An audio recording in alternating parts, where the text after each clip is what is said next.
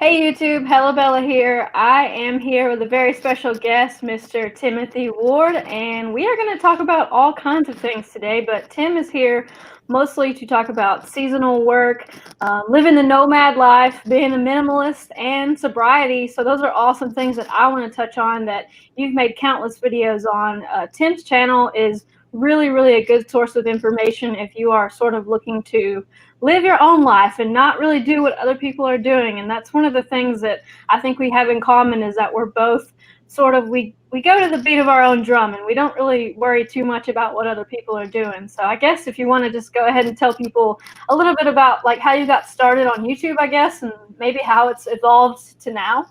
Cool. Definitely. First off, though, I want to say how big of an honor it is to be on your channel. Like, Oh, seriously, like if you go to my channel page, there's only like 6 channels I have recommended, and you're one of them. And you've been in my recommended channels for probably, I don't know how many years, but your channel is one that I really do appreciate. I appreciate you as a person, so it is an honor to be being interviewed by you on your channel. But now to answer your question, um, so I started on YouTube probably like 10 years ago. And back then I was making like comic book videos. I was making like North Dakota oil rig videos. And then that just kind of transitioned as I kind of grew as a person. I discovered like minimalism. And I think that comes from the ideal of the older I got, the less I could just live like everybody else. Like I used to, want to have everything that everyone else had, but I just never could get it, and so I started looking the other direction. I'm like, well, maybe I want something different. And so I discovered minimalism, and it just, the more I got into it and the more I kind of started downsizing, decluttering, getting less possessions in my life, the more I couldn't just talk about on YouTube the stuff I've been talking about. Like it just didn't seem genuine. So started making videos about minimalism kind of around the same time. I didn't have anything in my apartment anymore because I'd sold it or thrown it all away. So I was just sitting in there like, why am I here? I don't have to work the job I was working because I don't need that much money. And then I was like, well, I want to travel. I want to travel. So I looked into how to travel with no money, and seasonal work kind of popped up. And so I just kind of transitioned into that. Once again, felt the need to make videos about it on YouTube. So these days we talk about minimalism on my channel, seasonal work, talk about the nomad life. And recently I'm trying to transition into doing more videos on sobriety, because that's a big thing in my life too. I've been able to get sober in the past years, and also I'm big on like side hustles and like the gig economy. So that's where we're at now. yeah. Well, you know how I feel about side hustles. So, well, that's kind of cool, but it all seems like it ties in together, right? Like you can't have seasonal work where you're going from one place to another and have all these possessions, because I mean you're constantly moving, right? So what's a typical, I guess, length of time that you like to stay at a place? For me, probably about 4 months is kind of the sweet spot for a seasonal job, and it took some trial and error to kind of figure out, which was the right length. But the one thing I do love about seasonal work is that, I was always a person, I can't stay at a job long term. I tried it. All the jobs I had when I was younger, that I've been at for like the longest amount of time, I actually would like quit them after a year and then come back like a year later. Like I just can't stay at a job 20 years and like retire Yeah, from it. And I know you know exactly what I'm talking about. right. Seasonal work allows you to go in. You can kind of the longest contract I've ever seen at a seasonal job was 8 months, and I did that a Okay. couple times. Yeah, so for some people who like maybe are like, you know what, I kind of need a little longer than maybe 3, 4 months. They do have places that have 8 months, but I found out for me, 4 months is usually right around the time I get a little restless, and I'm like, Yeah. I want something new. Right. So I guess, for people who don't really know what seasonal work is, I've only done seasonal work once, and I think I had a so-so experience, but it wasn't bad. It was just not what I was personally looking for. but I worked at Yellowstone for Xanterra, which I guess you've worked for as well, I think. Mm-hmm. Uh, and tell everybody, I guess, a little bit about like what each job consists of. Do you find that you get like housing and food everywhere you go, or is that kind of like the basis for what it is? Or How room and board is pretty standard. I personally wouldn't take a seasonal job that doesn't offer like room and board, and usually it's at a pretty discounted price. I'd say the average is probably like $12 a day, somewhere around there. Um, and with that, most places you'll get a room, in employee housing. A lot of times you'll have a roommate. That's one of the downsides of employee housing, of seasonal work, is that a lot of times you will have a roommate in the same room. yeah, I had a Sometimes people, roommate. yeah, and like that takes getting used to, especially as a grown adult. Yeah, yeah, Like it takes time. waking up in the morning and there's somebody in the room with you, like looking at you. But you also, a lot of the places will provide you with meals. So, like at Yellowstone, a lot of the national parks definitely do it this way. So they'll have the employee dining room, and you go there and you get 3 meals a day, which I think is super cool. To get 3 meals cooked and prepared for you a day and a place to stay for like $12 a day, which Yeah, is like, three something a month or whatever. yeah, it's like prison, but you don't have to go to prison. You got a little more freedom. Yeah. Uh, No, I mean, I can say that because I remember going in a dining facility every day, and I'm like, you mean they're just going to have this every single day? I don't have to do anything except for walk in here and get whatever I want and then leave, Because, I mean, think of what you spend on food a day if you're just out there living. Like, I spend an astronomical amount of money on food because I love food. And, like, I mean, it's not that unusual for me to spend like $25 going out to eat. So, I mean, just thinking like you get 3 meals a day, that's really, that and the housing expenses. It seems like, so pretty much all the money that you make on your job, you pretty much get to keep. Is that how it works? yeah, yeah, and that's why seasonal work allowed me to save more money than I ever saved before, even though you don't make a lot. That's another thing I always tell people about seasonal work. This is not a money play, okay? You mainly do seasonal work for, you get to be in a lot of cool places. Like I mentioned, the national parks, ski resorts, amusement parks, cruise ships, things of that nature. Pretty much think any place that like has a lot of tourists come certain times a year, they're probably Mm-hmm. going to need seasonal workers. So you do it more for the experience, the awesome people you meet. You don't really do it for the money because you're probably going to be making just a little over minimum wage, something like Yeah, that. yeah. But It's pros and cons, It's like, how do you want to live? Do you want to live tied down by all your bills, or do you want to get to go out in your backyard and see a national park? exactly, get off work, take a hike. Like when I was in Alaska, I was there in the summertime. The sun didn't go down to like 11:30, so you could get off work at 5 and still do like a 4-hour hike. And you just like, so it's a toss up. But like even with not making a lot of money, to go back to your question, like I still saved more money because I wasn't spending any money, because everything I needed pretty much to spend money on was taken care of. The meals, I didn't have to spend any money on food unless I wanted snacks or something. I didn't have to spend any money on rent, and they take all of that out before you get your paycheck.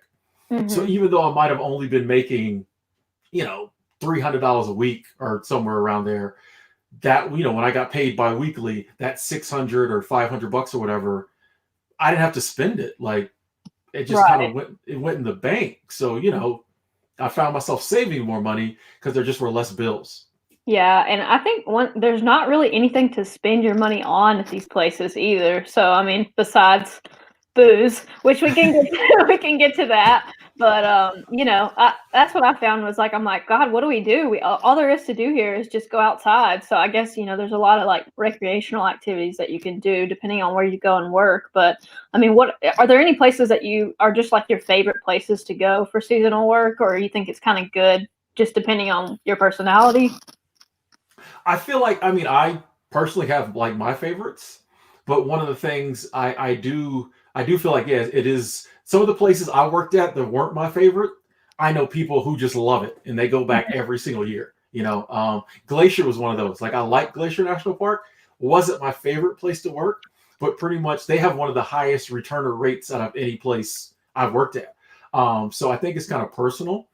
That's why I would say the website I use is called coolworks.com.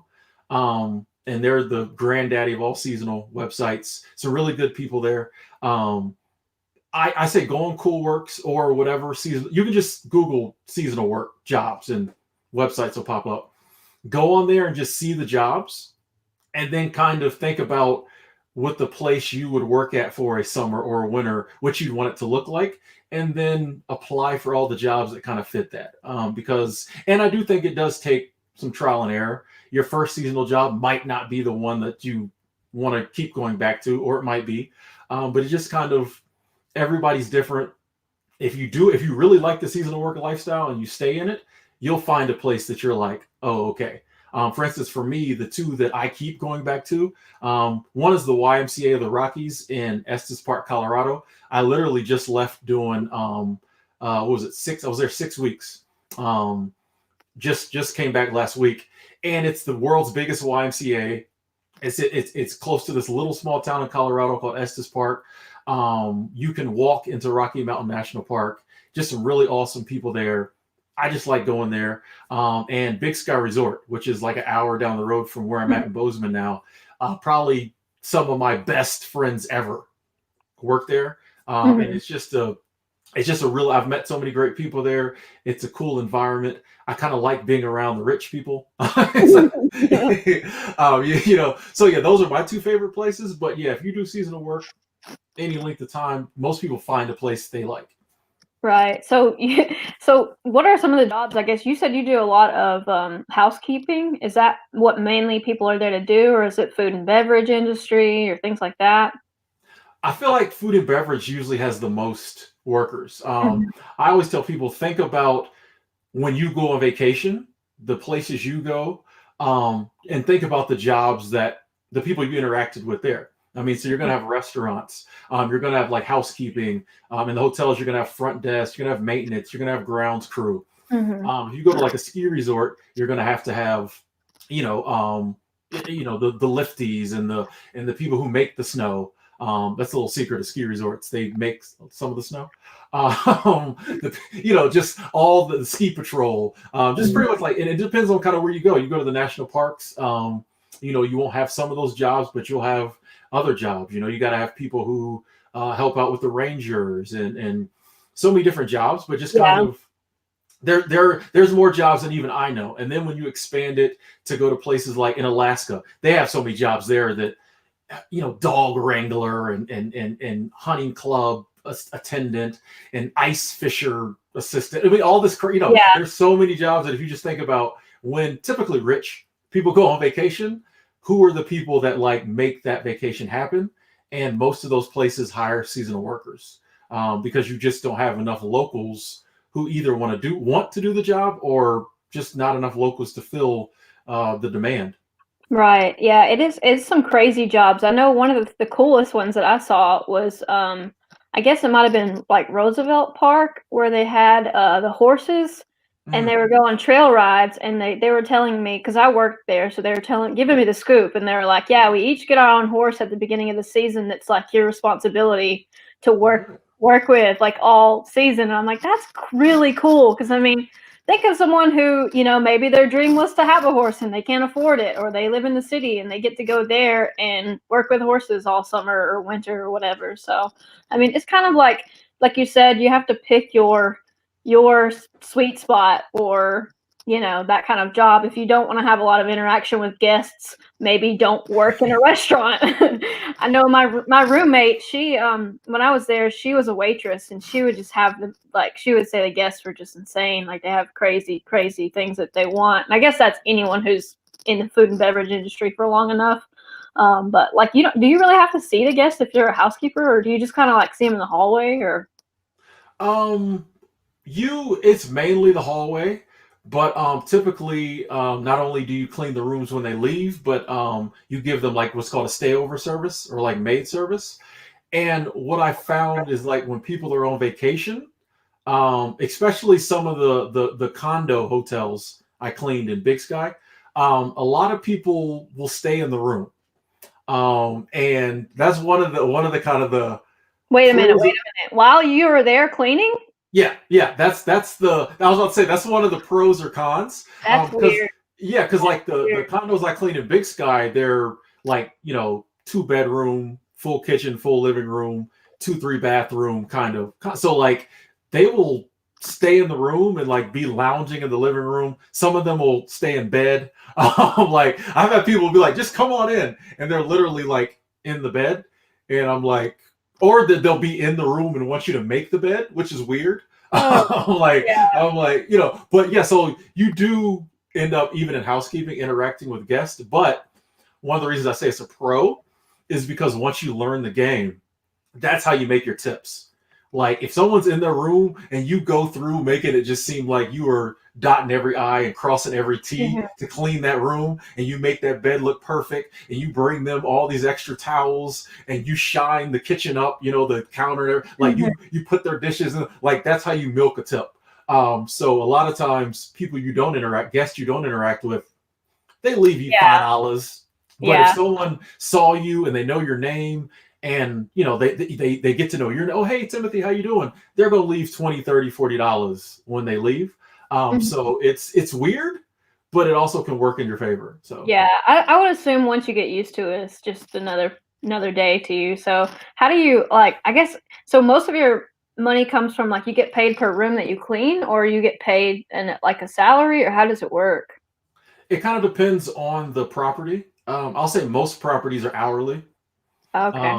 And I don't recommend housekeeping hourly, but most places are like that. There are some places like when I work at Big Sky Resort, they do pay piecework, so they pay by the room, which is one of the reasons I kept going Oh, back there yeah. That sounds because way better. yeah, and if you're fast, it's great. I keep going back there because I made more money there than I made at like most of my regular jobs in life. Hmm. Where I was working at them just for the money. So to go somewhere and like be able to make good money and be, in a beautiful surroundings was great.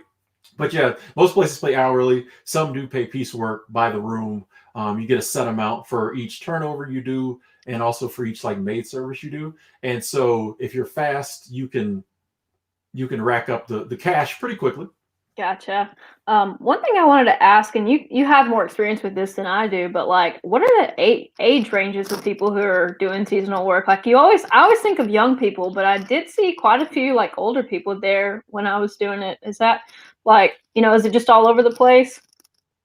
It's mainly probably people in their early 20s. I'd say your main age group is 20 to probably like 27, somewhere in there, and it Mhm. starts to taper off the age ranges as you go up in years, but you do have a mix. I've never worked somewhere and there was all like 20 somethings. You get some people in the 30s. You get a few people in their 40s. And then it actually kind of goes up when you get into like senior citizens. Mhm. So and it depends on the property too. Some properties, I know like Yellowstone has that over whatever dorm for like older people. So Yeah. they got a lot of people who know that. So you get a lot of retirees and whatnot who come simply because they know, oh, I can stay in that dorm and not be around all the kids. Yeah. Also, too, like I know Yellowstone has like RV parks where you can park your RV and like work there. So they get a lot of older people too. Mhm. Then you get some places. I feel like the ski resorts typically skew a lot younger because most of the people who go there go just to like party and like hang out and have fun and Mhm. do all sorts of extracurricular activities. So a lot of times they won't have as many older people, but even still, sometimes they'll have a few people. So but I do like to tell people like even like I started seasonal work when I was in my mid 30s. I'm 41 now.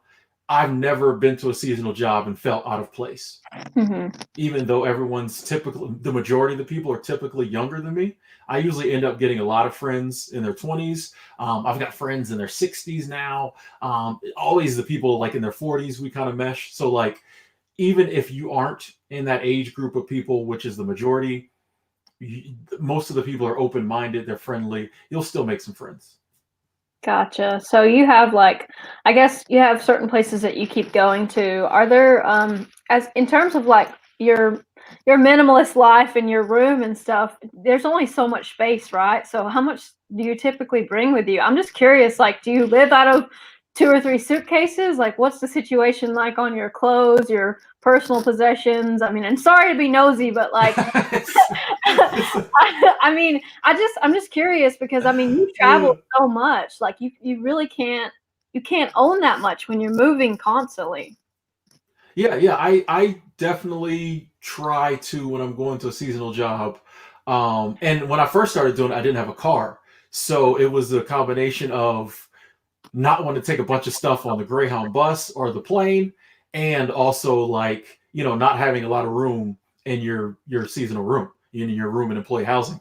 So yeah, I tried my goal, and these days I'm a little over, but in the beginning it definitely was like one suitcase, one backpack. One suitcase, one backpack, everything had to fit in there. And if it didn't, when I first started out, I did still have a place where I could keep some stuff back home.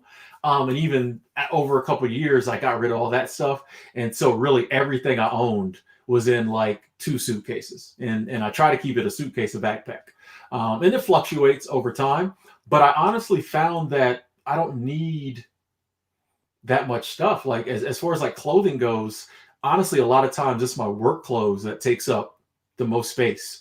For me, and just like regular clothes, if I got a couple pairs of pants, a couple shirts, a couple hoodies, some socks and underwear, like Yeah. I really don't need anything else. And once you can par your possessions down to that level, it gets like a lot easier because you can do it. And when it comes like, and when I am at my seasonal jobs, I do usually over the course of the 3-4 months or whatever, buy some more stuff. But when it's time to go, usually I'll just put it all in the laundry room, the extra stuff, put a free sign on it, and just move on with the same, minimal amount of possessions. Yeah, I love that. And I love the fact that, okay, you don't have to bring everything you need. You can buy something if you happen to need it later. You don't have to continuously carry it around with you for 4 or 5 years. It's always going to be available for repurchase later. I mean, that's just the way our economy works. And I have some friends who we kind of all did the minimalist thing at the same time. We did the life-changing magic of tidying up. We're all reading it, and like it kind of asks you to go through every single possession that you have, which is crazy if you have a house like me and you just start looking at all this crap that you've accumulated. Like, I mean, I can just see right now, even after I've decluttered, it's still full. So it's just wild to me that you can live so pared down if you choose, because I know I've done that in the past, but it's like once you go back to back to your cluttered life, it's like that becomes the norm again. So I don't know. You can adapt either way, I guess. Yeah, it's easy to go back to, like I said, even when I'm in one place for a few months, I find myself just buying more stuff. When you have a place to put stuff, you'll buy stuff to put there. Like that. That's what I've learned. But and one of the things I always say about minimalism is there are no rules to minimalism. So you can be in a house and have things and still be a minimalist, because guarantee you could have way more stuff than you have. Minimalism to me is just like living with less, or living with the right amount. So whatever that right amount is for you and your family and what you do and your life is fine. It's when you start, running into to people's houses that look almost like, hoarding. Yeah, when, yeah. when, when there's stuff in every, and I feel like you know what's right for you. When you walk Right. into your house and there's too much stuff, because it just feels, you're just like, oh, even now sometimes I was like, yeah, I got to throw some stuff away. My closet is getting full.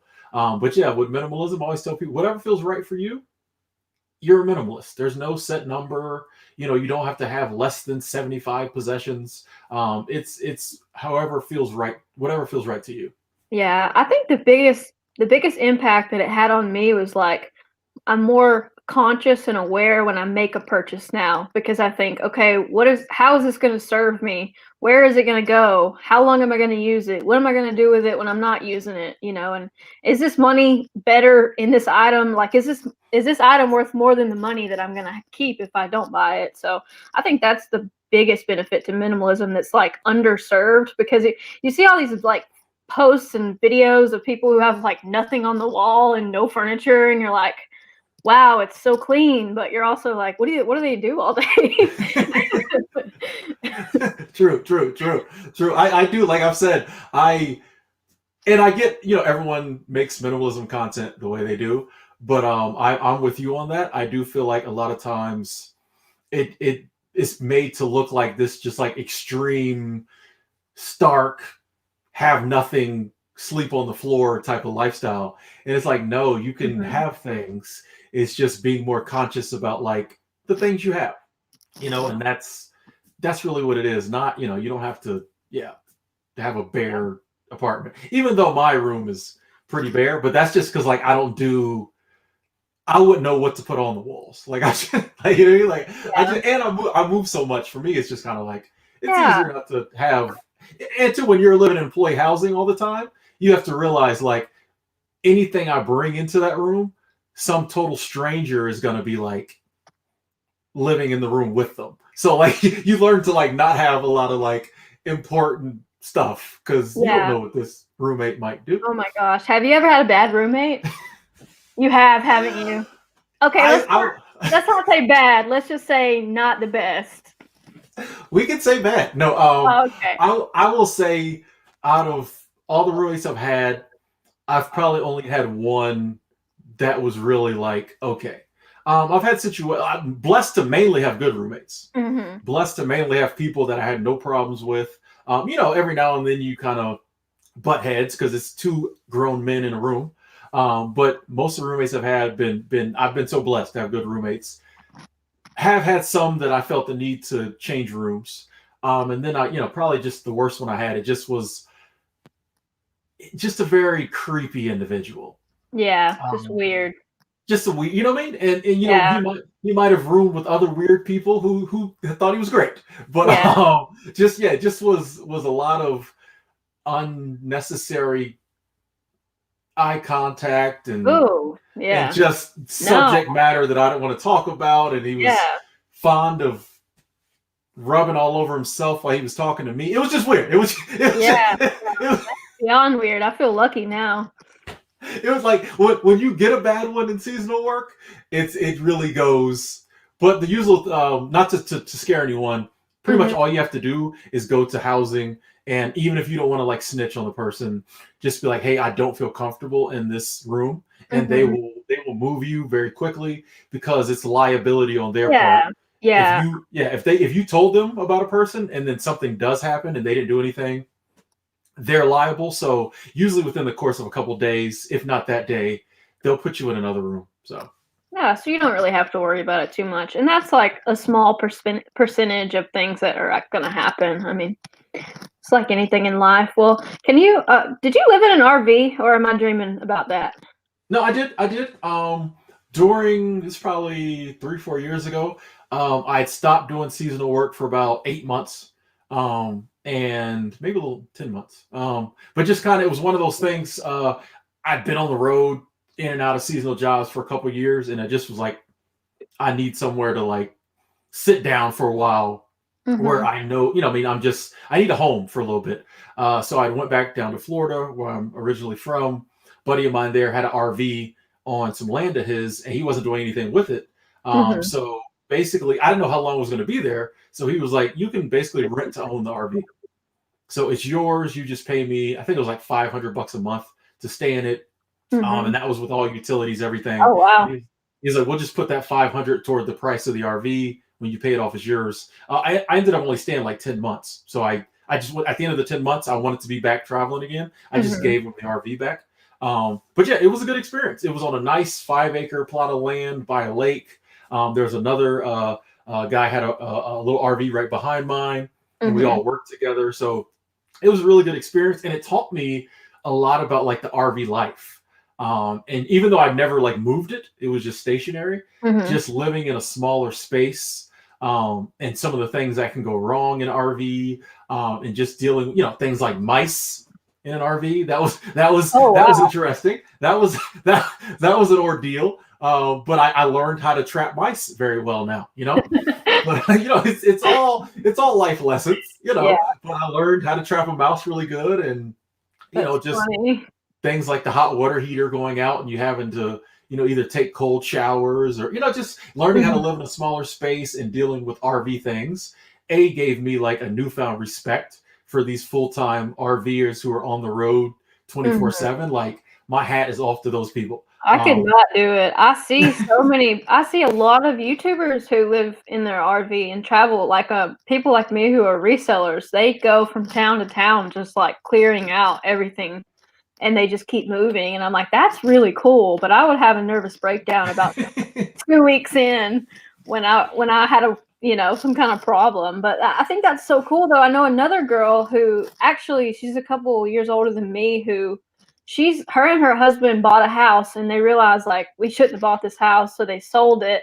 They bought an RV. They're paying off all their student loan debt, all their cars and everything, and that's basically their goal. So they're living in, like, this RV now with, like, a 1 or 2-year-old even, and I'm like, hats off to them. Like, but people are doing crazy things now just to pay off debt that we accumulated that we probably shouldn't have gotten in the first place. Yeah, I'm so excited to like see the world heading in that direction. Like yeah, 6 years ago when I first, like 2014, when I first kind of was like, I want to do something different with my life. One of the things like the tiny house movement, which was in its infancy back then, kind of came on my radar, and people living in vehicles, and just to be able to see how 5, 6 years later, how big, all of those movements have gotten, to the fact where now it's like back then, if someone said they lived in an RV, like people thought they were crazy. Or to say someone Mhm. lived in a van, people would be like, in a van down by the river. Like that was the only concept they had of it. To now people are kind of like, oh yeah, I saw that on the news. Or I read about, like, it's kind of, it's not mainstream yet, but it's getting there. And I think Mhm. that's so cool that more people are like, hey, I don't have to do just the regular life that like my parents and my grandparents did. I can get me an RV and Mhm. pay off my debt, or not go into debt, or live in my van, or live in my Range, my not Forerunner. You can live in a Range Rover too if you want, but just live in my car, live in my van, or do Mhm. seasonal work. Just people are more open to just living a life more in line with their life and their values and their lifestyle, and not just like the status quo. So I think that's awesome. Yeah, I see a lot of people who their family influences their decisions a lot, especially Southern people. Like, they're really big on, like, my mom would not let me do that. And I'm like, you're 27 years old. Like, come on now. Time Yeah, to like take. when does that stop? Like, and that, but it's one of those weird things, because like if that's your mindset, nothing me or you could say will change them. You know what I Yeah, mean? yeah, and it's bizarre, but people swing in the other direction too. Because I know a lot of people whose family doesn't approve of what they're doing, but they do it anyway. So, I mean, you have to do what you need to do for yourself, and that's one thing that I know you talk about on your channel a lot. Like, so many people get stuck in their life that they don't enjoy, and they just keep doing it. And I'm like, what drives people to just stay doing something that you don't want to do?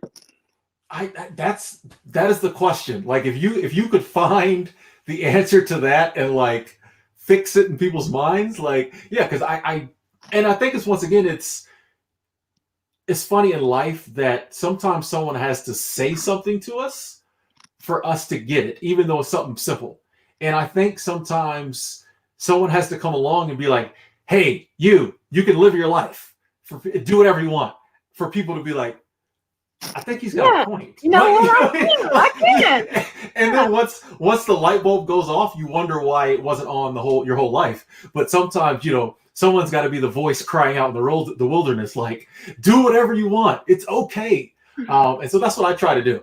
You know what I mean? Yeah. Like, sometimes it's I'm like, who am I to tell people what they can do with their life? But I'm like, it's not like I know anything anyone else doesn't know. It's just like someone had to say it to me. I Mhm. still remember there's this guy. His name is I don't know if he still makes YouTube videos, but his channel was The Real Wayne's World, and just some of the stuff he said, I was just like, oh, that okay. And he was the one who taught me about seasonal work from one of his videos. But he just talked about, hey, I don't want to live a certain life. I'm not going to do it, Mhm. and it's okay. And I light bulb went off. So like Yeah.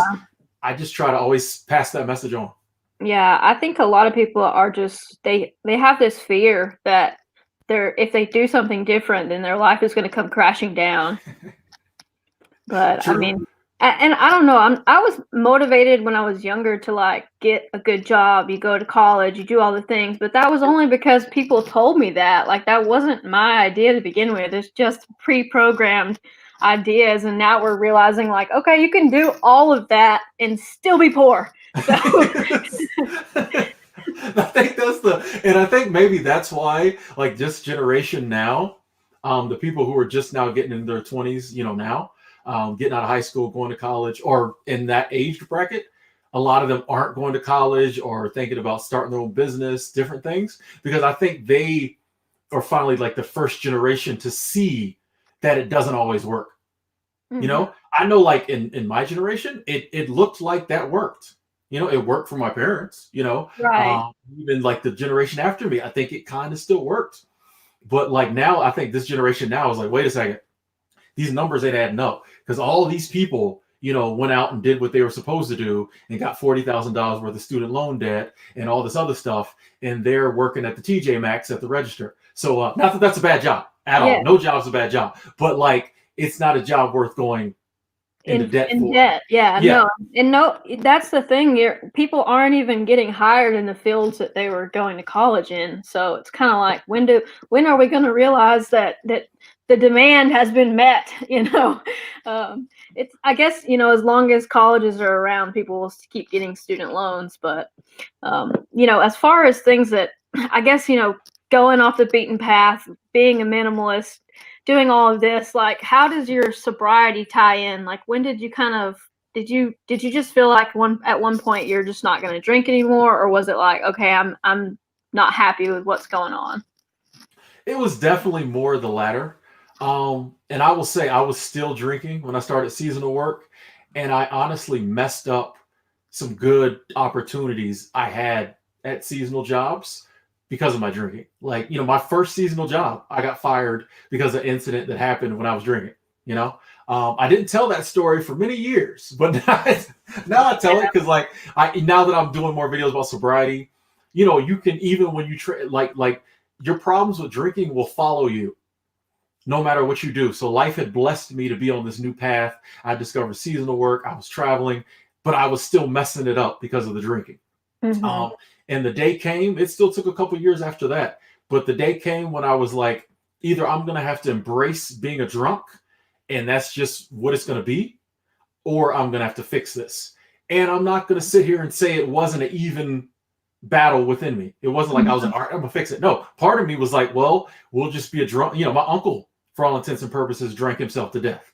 And Mm-hmm. there was times when I literally said to myself, well, I'm gonna be just like my uncle. It's a Mm-hmm. family tradition, but fortunately, just the more I was able to do things I wanted to do, and was able to start traveling the world, just it was like, Tim, you're gonna mess up all of these blessings that have come your way for doing something that honestly you don't even enjoy anymore. That's Yeah. another thing. Over time, you stop enjoying it. Isn't it when Yeah. you're young, woo? But you Yeah. get in your late 30s, it ain't the same. So the Yeah. day came when I. It definitely takes more than it ever gives you.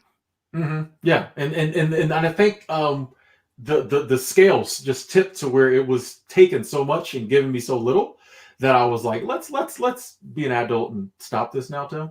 Yeah. So, and it took a couple times. It took a couple tries. Was sober for like a year and a half. Fell off the wagon. Took a few months. Got back on, and from that moment on, we just been living this wonderful sober life. So if I can do it, Yeah. anybody can do it. Trust me. If you could interview my friends and ask them about how bad I was always the worst one in the group. Like I was always the one they're dragging out the bar because I'm trying to Oh fight man. somebody, or I'm all up in some girl's face yelling at her, or I'm yelling at security, or I'm trying to drive Oh home drunk and I can't even put my key in the ignition. Like I was always that guy. So yeah. like if Tim can go sober, anybody can go sober. Yeah, well, I caught I watch a lot of your sobriety videos, and I'm like struggling with the place alcohol has in my life too. And I think anyone who has like alcoholic or drunk tendencies, which I really don't like that word because it's a substance that was made to be addictive, yet we blame the people who drink it for their addiction. When Mhm. it's like any other thing, you would be like, man, that's messed up that they're selling that, you know. But with alcohol, it's like, yeah, you know, so and so has a problem. They just can't stop. Exactly. That's yeah. I think in my last video I kind of touched on that. One of the things that kind of helped me stop drinking was I understood, and I think it was in Alan Carr's book. He mentioned it. But once you realize that it's a game that they're playing that involves your life being like you suffering.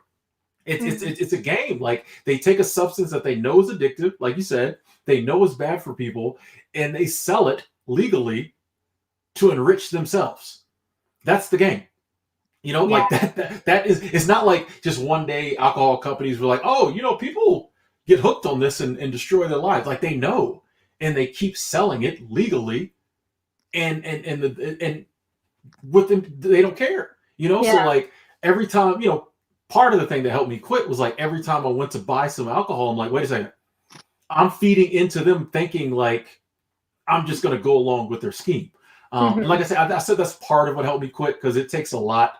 It was a lot of factors and things I had to finally get sober. It is one of the hardest things I've ever done in life. But that is something like to this day, when on the rare occasions I kind of get the itch, you know, a little drinky drink. One of the things I'm like, nah, they ain't getting my money. No. Yeah. But yeah, it's You change your mindset about it. That's really good to point out, because you can know, like I've known on some level for like several years that my drinking was like really not good and going in a wrong direction. But it's only in like the last year or so that I've really been like, this is not good. Like this is getting to a point where like I'm on like looking forward to a drink, like, you know, and it's hard to, if you're sober for a long time, you can't really, I guess, you don't really appreciate those afternoon feelings anymore. Like every afternoon I would feel like, okay, like it's like 3 or 4 o'clock, like I guess I can drink now. Were you an everyday drinker, or were you just kind of like a party drinker? Oh, I was every day. It was, I totally get what you're saying. After work, the pattern, my routine. I would go get me 4 Busch Light Tall Boys, because that was like $5. I've always been frugal, always been cheap, even when I'm drinking. I'd go get me like, you know, 4 Busch Light Tall Boys, maybe get my dinner, and then you just drink while you eat dinner. You know, watch TV, Netflix, whatever. And that was one of the, for me, honestly, that was the hardest part in quitting. Like, like I said, the partying was kind of going out the window because my body just couldn't handle it. I was getting like 2-day hangovers. So the partying on the weekends was kind of done. That kind of came with age. But that everyday drinking, because like when you do come home and you're like, I'm not going to drink today, you're just like, well, what do I do? Like I remember just sitting like okay, like because I couldn't, even the things that I you know, watching Netflix, you know, watching YouTube videos, whatever the things I used to do, my body associated doing them with drinking, you know? Exactly. Yeah. So It's hand in hand, the mind body connection. Like your body even wants it. Like that's one thing that people don't understand about alcohol. Like if you keep drinking every day, the day you don't drink, you're gonna feel not very good. And yeah, so when you have the physical combined with the mental, it's hard to stop. You know, anyone who's if I think a lot of people who've never struggled with drinking and trying to quit, I think they really think is that easy to just like, don't pick up another beer can. Check out this comment. Jesus drank wine. Moderation is the key. So I appreciate your comment, but like moderation just doesn't work for me. My body doesn't understand moderation. My body says, like, once I take a drink, I'm like, okay, let's just get plastered. Like I don't know 2 or 3 drinks with the girls on the weekend at brunch. I'm like, okay, is sober Bella or completely slosh Bella? Like there's no like middle ground. So for people like that, it's just moderation's just not like an option. I'm the same. I'm the same way. I knew we would get along. This is why we've been YouTube friends for years. I was the same way. Like it was not. For me there was no point if I'm hanging out to like drink like 3 beer and stop. Like why? Like explain why even come out. Like if I'm just gonna have 3 beer, I'll sit at the house. Like if I come out, we're getting tanked. Like I'm not gonna remember half the night. Like let's go. Like I just Right. wasn't. So for people who can drink and they can moderate, cool. Like as much as I talk about sobriety, I'll never say everyone needs to stop drinking. If you want to drink, cool. I get it. It's fun. You know.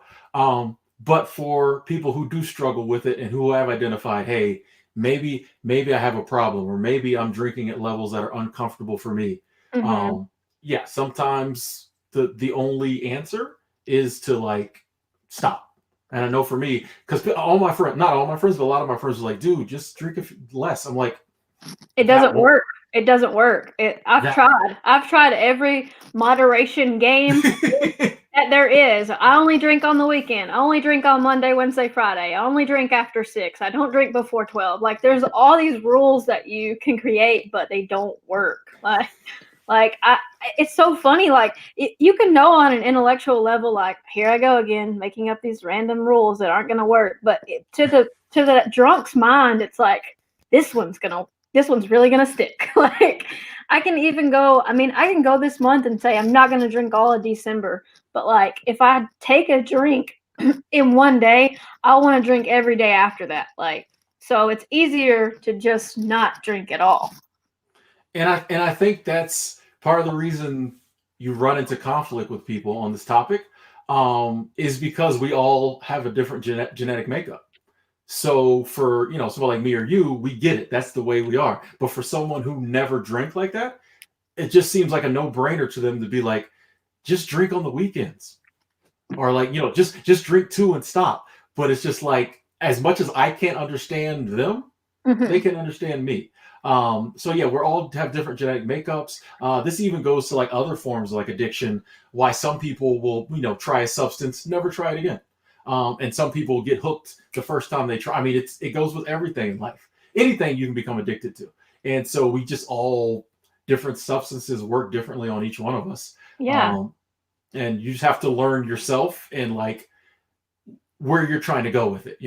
Right. And it's the same reason why, I could have a surgery and they prescribe me pain pills and I'll take all of them, the 20 of them that I'm prescribed or whatever. And then I don't care about them afterwards, but a different person can take them and then never be able to stop taking them and go, to the point where they have to buy them on the black market just to keep getting them. So I think one thing that you touched on a lot of times is like, don't make it about your character flaw. Like it's not really something that you're doing wrong. It's just the substance has something over you that maybe it just doesn't have over other people, and not try to like really personalize it. Because I was the worst that I could think of that I was feeling was when I was getting down on myself about it, and when I was blaming Bella and not blaming like the alcohol or whatever. So I think that's a really good point, is to just kind of not really focus so much on your own flaws and just kind of see it for what it is. It's an addictive substance. Yeah, that's designed to be that way. So like, how is it your fault when you live in a society where everybody tells you when you get to a certain age you're supposed to drink? Every time you watch a movie or a TV show, every time someone has a bad day, they go home and have a drink. So more of that programming we're talked about. You're programmed when you get to a certain age you want to drink, and then it's an addictive substance. So like, how is it our fault? You know what I mean? So yeah, it's just I like to dwell on the fact like, here I was who I was before I started drinking. The substance came in my life, made things a little weird. I just need to get rid of it and go back to being me. Like it's not anything wrong with me, or anything. Like there's just a substance that, it could be anything. You could have a peanut allergy. Are you down on yourself because like peanuts break you out? No, you just don't eat peanuts. And they say, well, like, when you if drinking does bad stuff to you, stop drinking. I mean, it's a lot harder to do, but it's not a character flaw. It's nothing wrong with you. It's just the way it is. Let's check out this comment. $5 for 4 beers. That's funny. One of the best deterrents in Canada is that alcohol is so expensive because the government runs most of the liquor stores in most of the provinces. Well, we sort of have that here. I mean, you have to go through the ABC board in Alabama where the certain liquor stores have to get their liquor from them. But I don't know. I've gone to some places where the alcohol was just cheap. Have you ever found that where you were like, "We're about to turn up here," because I, like, I used to hang out in like some really like country parts of Florida, and I've been to some bars where like quarter for a beer, like just some stupid, like I don't even know yeah, how they could afford to do that. But yeah, I do feel like that is by in America. I think it's by design the cheap level of alcohol. yes, Um, because they know what you're gonna do when you get some in you. You're gonna keep buying it. and And also too. Oh, sorry, I didn't mean to cut you off. oh, it's fine. I was just gonna tell you, we have at one of the bars we have dollar beer night, and it's okay. So it's referred to by college students as blackout night because you go blackout, like you are going to blackout. Like, is that not crazy? Like that's socially acceptable though. Exactly that they could sell. Yeah, it's. I mean, because they know, yeah, you're gonna go at $20 or $10, use that money, and then you're gonna like pull out your debit card and spend Mhm. like $40 on mixed drinks once you're already lit. You Exactly. know, Yeah, like like four beers in, I'm like, let's have a shot of whiskey. Like that's $8. So they just made their money back on all the beers. and I'm the guy when I take a shot, everybody has to take a shot with me. Oh my God, we So are the same person. so they I'm like, hello, random old man I just met. Would you also like a shot? exactly. Whoever's standing next to me, I'm like shot for them. Yeah. You know. So yeah, yeah, bars always get their money back. So I know in the U.S. that Yeah. it's by design, and you got to look at things too. Like in rich areas, they have to drive a little bit to get to the liquor store. In poorer areas, there's a liquor store every corner. You know what I mean? Oh, Almost literally. So that, like a lot of this stuff is by design. A certain part of the population, typically lower income, they want to get you hooked. They want to get you spending all your money, and it just funnels that wealth back up to the top of the pyramid. mhm. Yeah.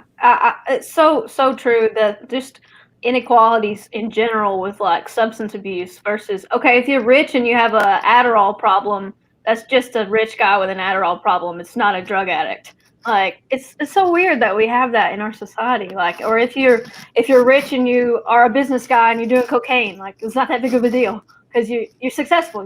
Whatever.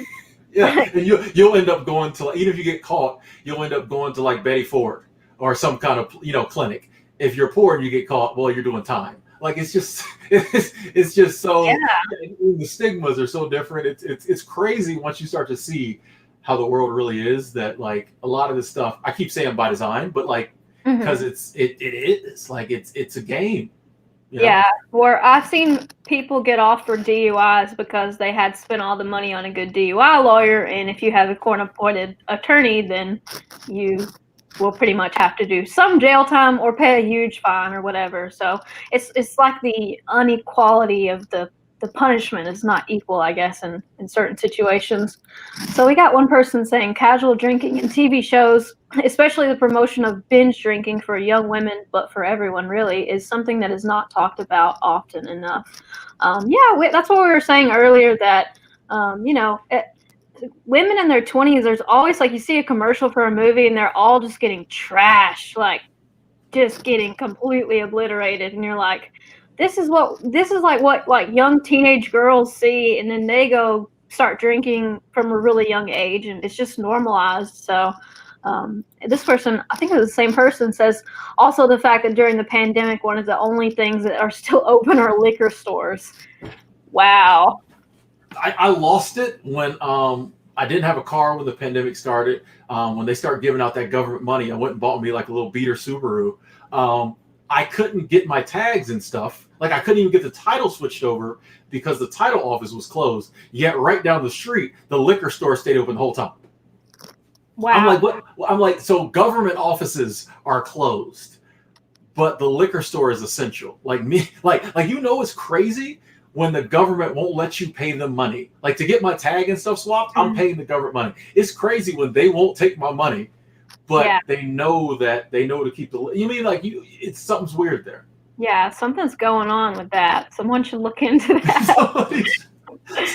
But whoever looked into it, I'm sure would get like a nice yellow envelope full of cash. Yeah. to be like, you know what? I think the liquor store should be essential. I think Yeah. they've got something.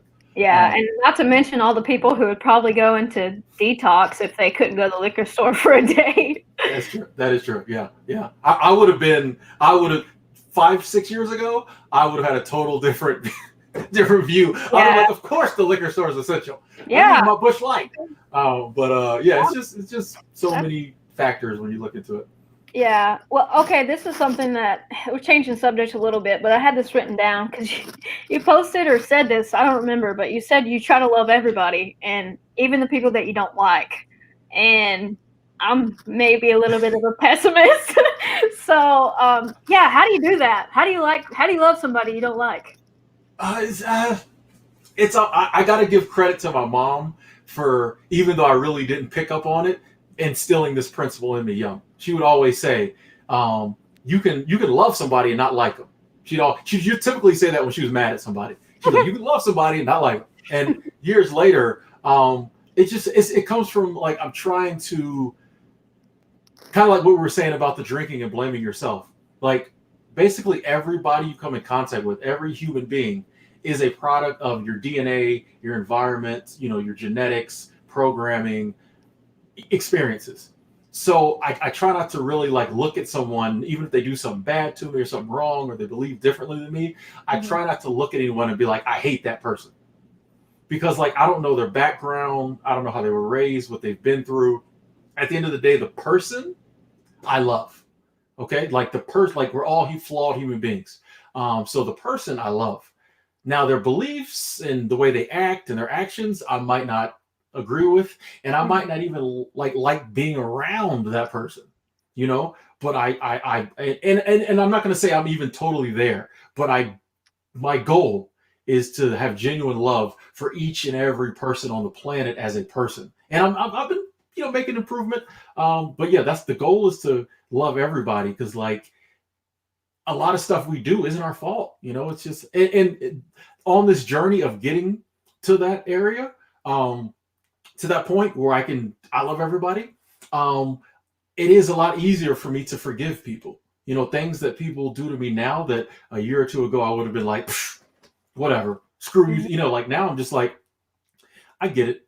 And another thing I like to do too is I try to practice as much accountability as possible. So when it comes to like interactions with people, if it doesn't end the way I wanted it to, and I think maybe someone did me wrong, I try to factor in my complicit, what is the word I'm trying to say? What I did. Yes, that's good. That's really good. I don't think most people do that because we're only seeing it through our own little lens of what's happening. That's cool. So it seems like you just have more empathy, I guess, than most people. I'm trying. I don't know. And that's something, like you said, it's a practice. It's not overnight success. yeah.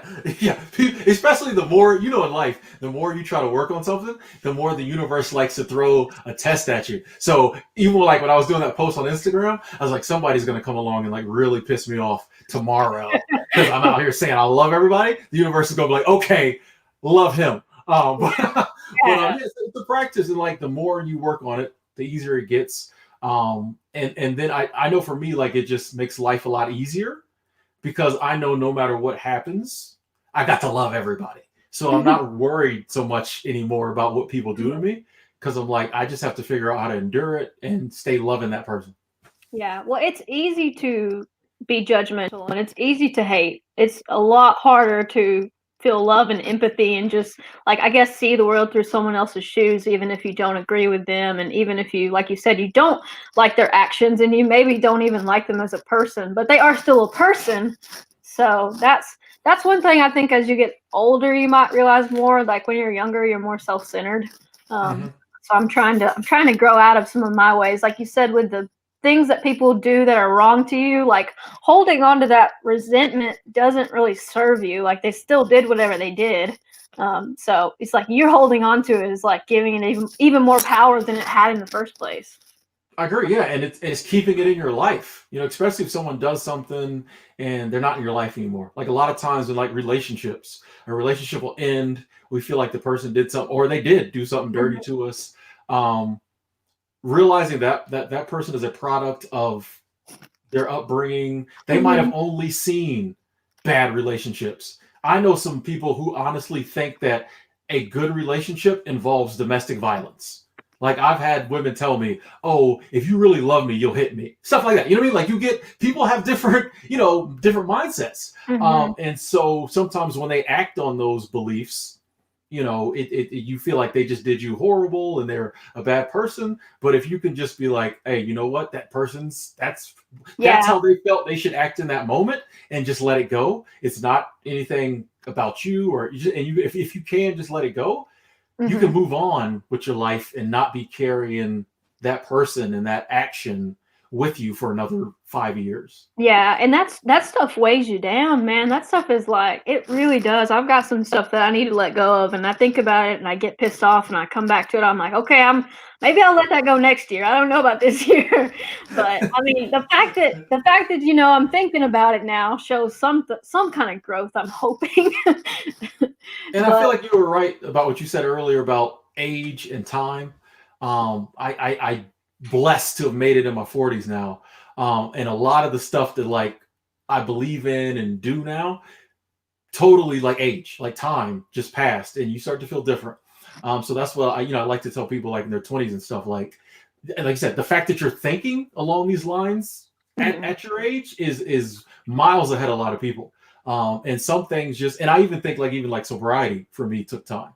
Even with all the same thoughts, I would not have been able to do it when I was younger. Some things just take time. Like you gotta work through stuff, have certain experiences, and then like one day you'll just be like, oh, okay.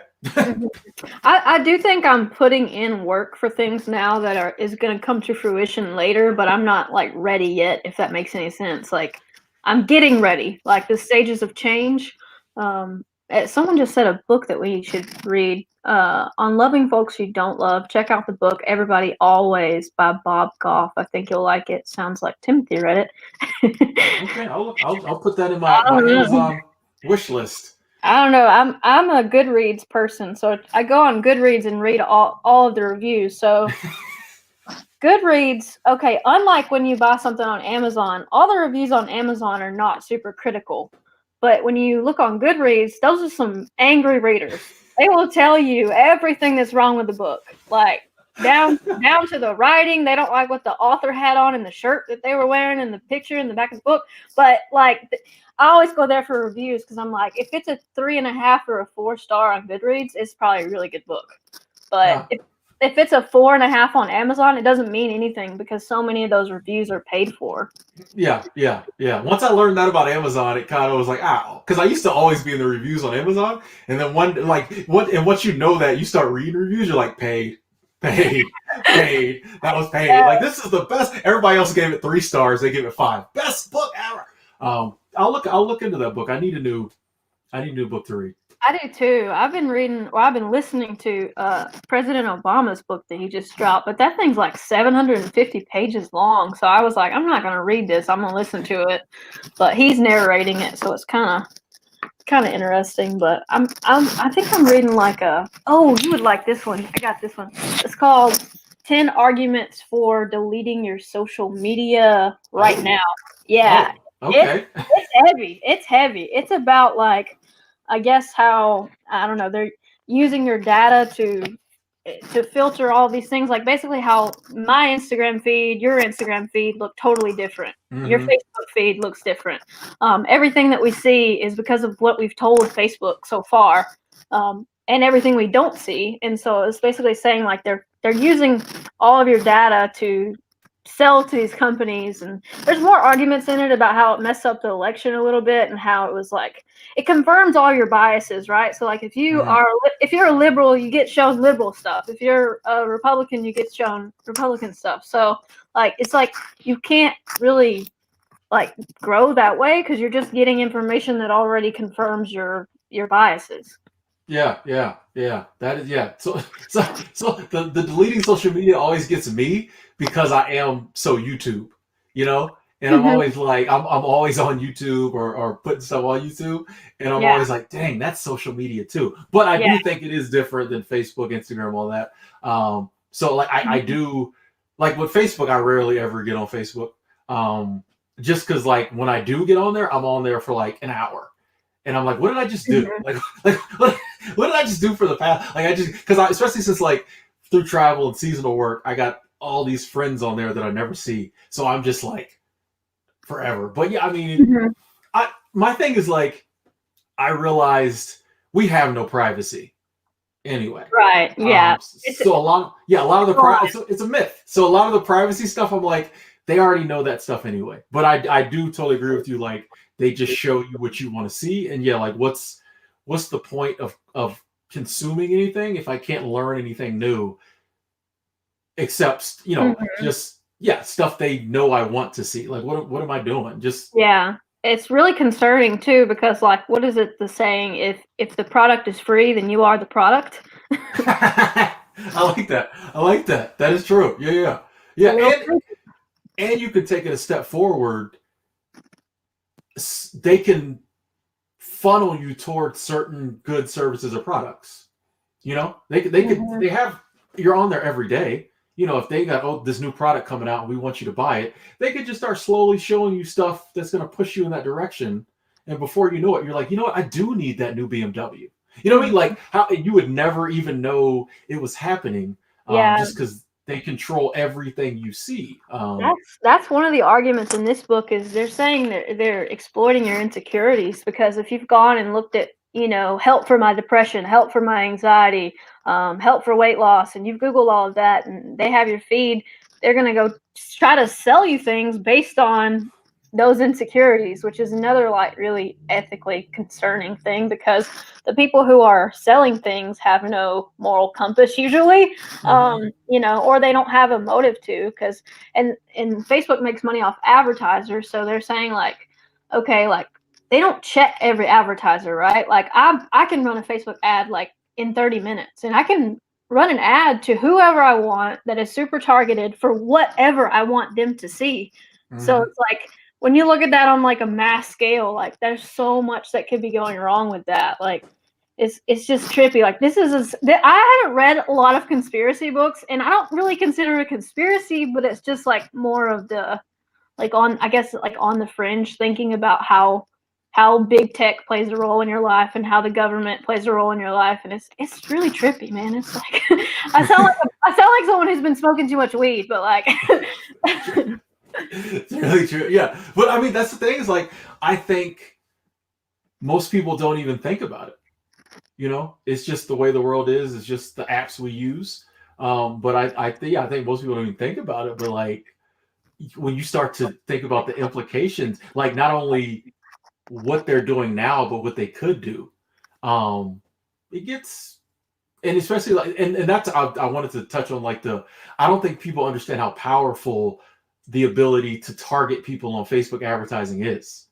Like I've always wanted to do this, like on my channel, is someone like give me some information about them, and I run an ad and be like, I bet you $50 I can make this ad appear in your feed. And you probably could. Oh my God. I guarantee you could. Yeah. All you have to do is like their age and the city they live in, and I could put anything I wanted in front of you tomorrow. You know exactly. What I mean? For where I live, okay, so it's about a penny per impression, right? So an impression is, I'm scrolling and I see what you advertise. So for 1 penny, I can reach one person. My population in my area only has 70,000 people in it. So like theoretically, I, a 26-year-old girl, can afford to advertise to my entire population. Like, that's crazy. And you can go so far as to say, okay, well, I'm not going to worry about the older people. I'm only going to advertise to people who are 18 to age 45, and only people who have an income level that is above $20,000, because, I don't want to be targeting people that are not going to buy my product. And you can go further and say, like, I only want to target women, or I only want to target men. So, like, it's just straight up creepy when you think about it. I did it for real estate, which is like, so I was a realtor, and I knew like part of being a realtor is getting your name out there, and like that's your brand, is your name. So I would constantly run ads to pictures of me, which is so self-centered. And another one of the many reasons that I quit real estate. But that's what these realtors do. The ones that you see constantly are the ones that you call when you're ready to buy a house, because you're like, okay, I've seen them everywhere. That's weird. Why do I know them? Why are they stuck in my brain? It's because they spent all that money on you. They might have spent a cumulative $3 on you through the course of 5 years, and now you're going to have a $3,000 transaction with them because of $3. That's what I was gonna say. That penny impression, like that's crazy, because when you do the math on how many impressions does it take before it sticks, and that's why advertising in general works, because if you see it enough, you remember it, you buy it.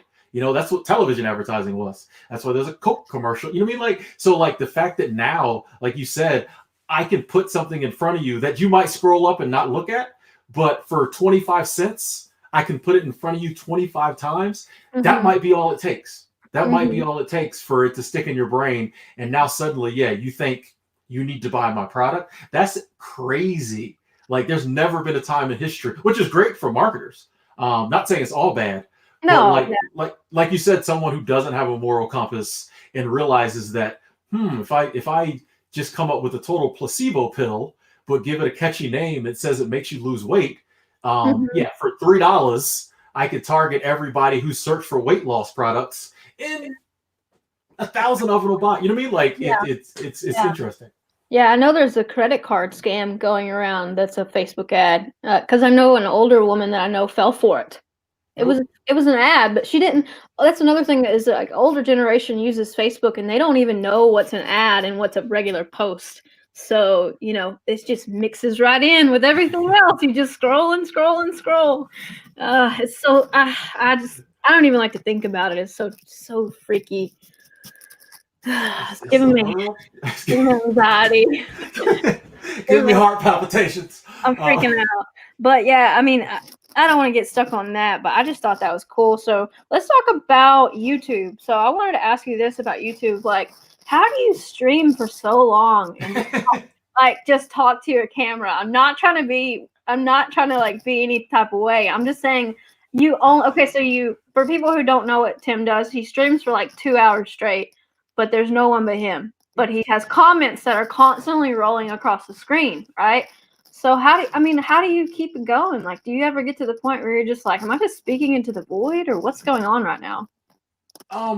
It definitely helps that like the comments are there. And whenever you see, a decent number of people watching on the screen, that helps. And I will say, like, one of the things I do is throughout the day or the week, if I think of something cool, I'll remember like, oh, use that in the stream. Because there times do come when it gets dry. Like there'll be times where like nobody's commenting. And so that's usually when you'll hear me be like, oh, here's a funny story. Or I'll look out the window and start talking about the guy walking. Like it's just, I just try to always keep it going. Like once you say in your mind, I'm going to stream for 2 hours, you just have to keep going. There are some times when like all I want to do is stop streaming and like go get something to eat. It's been like an hour and 15 minutes. Comments are kind of drying up, and I'm like, all I want to do is stop this stream and like go down to Buffalo Wild Wings. But I'm like, hey, I want to keep it going. And I will say one of the big things that helps me is a lot of people have commented and said, hey, your streams are helping me like get through these times. You got a lot of comments. You got a lot of fans that are here, because I don't usually get as many people coming through. Someone said it feels like we're all hanging out together. That's sweet. Yeah. And that's the cool thing about live streaming. I think that's why the internet's going this way, is that it is, as opposed to a video where I watch and like maybe I can put a comment down. When someone's streaming, I can put a comment and they answer, and you can go back and forth. And I think that's like, especially these days where we can't hug people or see people or go over our friend's house for Christmas. Like you need somebody in your life, and that's what helps me, is like knowing that a lot of people it does something for them, and I also know like it helps me. Like when one of the hardest things to do is to like come down after doing a live stream, because I go from like sitting in my car talking to all my friends to just sitting in my car. Like so now I'm just in the car like, I guess I can go get lunch now. Like so it definitely. Just knowing that like it's helping me and helping other people helps me keep going. Well, I watch you all the time. I watch you while I work. I tell you all the time, I'm like, I'm working, I'm still watching you. You're always working. No, I'm joking. I'm just messing. Eh. I just messing with you. Which that is, one of the things. I want to talk about you for a little bit. Okay. But that is one of the Fired. Shots have been in a fired. good way. In a good way. No, totally. Like I don't think I've ever really told you this. Like one of the things I admire about you and why like you're one of my favorite YouTubers, your channel's recommended on my channel page, is because like your just sincerity and realness. I feel like, like the first time I ever heard you curse in a video, I was like, you would just, I feel like back in the day you used to curse a lot more. Yeah, maybe. Well, back before we got demonetized for everything. Yeah, but that was cool. And too, I like the fact that, you're successful at what you do and like being an entrepreneur and working for yourself and all these ventures you got going on, but kind of one of the most like humble people I've come across doing it. You know what I'm saying? Like you you just give the facts, and even when you went in some ventures and you didn't continue pursuing them, like you always give the facts. Yeah. This is how much I spent. This is what I made. If I made money, cool. If I didn't, cool. As opposed to all these other people who make a couple dollars and immediately try to like floss and flex. Yeah. And like I don't get that. I don't see the point. Like, who are you showing off to? You're never going to meet these people who are watching your stuff usually. I mean, I feel like the point of my videos is like to help that one person who needed a little bit of extra like information to get to the point where they were able to like quit their job, or maybe they're working 2 jobs and then they only have to work 1 job or things like that. Like just a little bit of freedom that I know is so difficult to get your hands on if you're in a bind financially.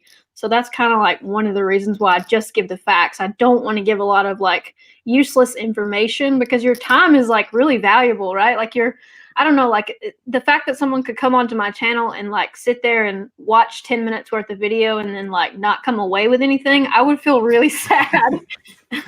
They're just like, what did I? Yeah, I mean, like I tell you, I appreciate about your channel because like you show real numbers. I like that. Like you show real numbers. And once again, it's not only, you don't skew it, and you know what I mean? Like you show the numbers. I wish it was higher, but but I mean, you usually win. Like your numbers are usually always good, but like you always just kind of come in like a real, and it's not, and you can tell it's to like help people. It's not to be like, oh, look at me, I'm doing this. I just paid my house. Like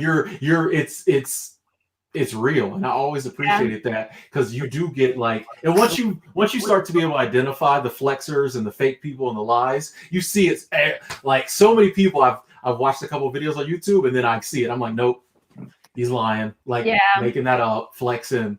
As soon as they go to like buy my $300 course, I'm like, oh boy. Oh God! Here we go. Everyone's got a course, and people ask me before, like, if I'll do coaching, and I'm like, coaching for what? Like, softball or like what? I don't. If you wanted a coaching call, I don't know what I would tell you that I'm not already telling you for free. It's kind of it's kind of like I don't feel like I guess I could do it, but I don't know that you would get enough out of it that I could feel okay charging you what I would have to charge you to talk to you. And I feel like that shows that you're genuine. You know what I'm saying? Because most people, the second someone's like, "Do you do coaching?" they've already set it up, even though they have nothing to say. Most people, as soon as there's an opportunity to make money, they're like going after it. But the fact that like you're like, would it be? Because whatever price you put, I guarantee someone would pay it. You know? And, yeah, they would, and someone would say that's way too high, and someone would say that's a bargain. So it's just a matter of perspective. Yeah, but it's like the fact that you're willing to just like give the information away for free and be like, it's all there. Yeah, I think that shows like that the reason you're in it, and that's always one of the battles I go through is like, certain things is like I could probably do that and make some more money, but then I'm like, is that doing anything more for people, or am I just like making more money? Yeah, even though there are. How do you add value to what you're already doing? Like in order to charge for it, because I mean, we get paid a little bit, right, for ad revenue, but like, I don't make these videos because of ad revenue like that. There's not enough money in it. Like if you think people on YouTube make a lot of money, you got another thing coming, honey. Like that is, it's, you know, we could sit here and do this for 2 hours and it would probably not even be $10. Like, Yeah. so it's $5 an hour. Like, despite the fact that actually we got to split it, so it's $2.50 an hour. So we're working for $2.50 an hour, yet we have, you know, 15 or 20 people watching for 2 hours. And YouTube, you know, they're running these ads. So I don't want to get mad, but getting worked up. I'm getting the wheels are turning. The wheels are turning in my little brain. But yeah, I mean, I did see a lot of people when I started YouTube who they said stuff to people that I thought was a little far-fetched in terms of what was achievable. And that's why I started my channel. And that is why I show my numbers, even though it's kind of like I'm putting myself out there. Like, I don't really, it doesn't bother me anymore. But like at first, if I had a low month, I'd be like, oh man, they're going to see this and think that I'm failing. But it's the same reason why I make a video whenever when I quit real estate, I made a video about it. And when I quit working for Xanterra, I made a video about it. And I had people in my real life come to me and tell me that I should not have made those videos. And I'm like, okay, well, let's hear you. Why? What do you think? You know? And they're like, well, I just don't think it looks good. I just don't think it looks good. I'm like, well, I mean, it was my life and it was something that I didn't enjoy doing and I quit. So what do you think is bad to quit? Like, I'm a huge fan of quitting things that aren't working or that you don't enjoy, because I mean, if I could still be in real estate now, I still have my license, like, but it was horrible. Like, every single day that I did it, I thought about, when is this going to be over? I had anxiety like all the time. People who are twice my age were asking me to make the biggest financial decision of their life for them because they don't know what to do. And then, of course, you know, they could blame me later when they don't like the outcome.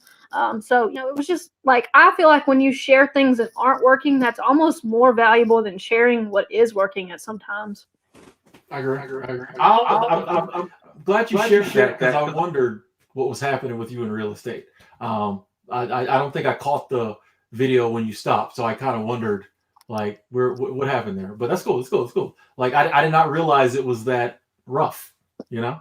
Yeah, and I was doing well, which is, you know, one of those things where, like, okay, you can have everything but then still have nothing, right? So I made more money than I ever made in my whole entire life, but I was more miserable than I'd ever been in my life. So what's your life worth? Yeah, that's a good, wow. Yeah, because most people would have been like, you know what, I'm miserable, but look at all this money. So yeah, that's another reason I was going to ask you what happened, because like from following you, I saw like you were doing well, you know, like you were selling houses and all that. So that's interesting. It was fun. It was fun. I learned a lot, and the parts of it that I liked, I really liked, but it was just the constant interaction with those clients that just put me over the edge. Like, I just couldn't do it. And things that their attitudes and the stress level. Like, it was like, you have to constantly be stressed out if you're going to do that job. Either that or you have to be on some kind of medication, because I don't see how you could do it. But I mean, I looked at it, like you said, some people would say, like, okay, here's all this money.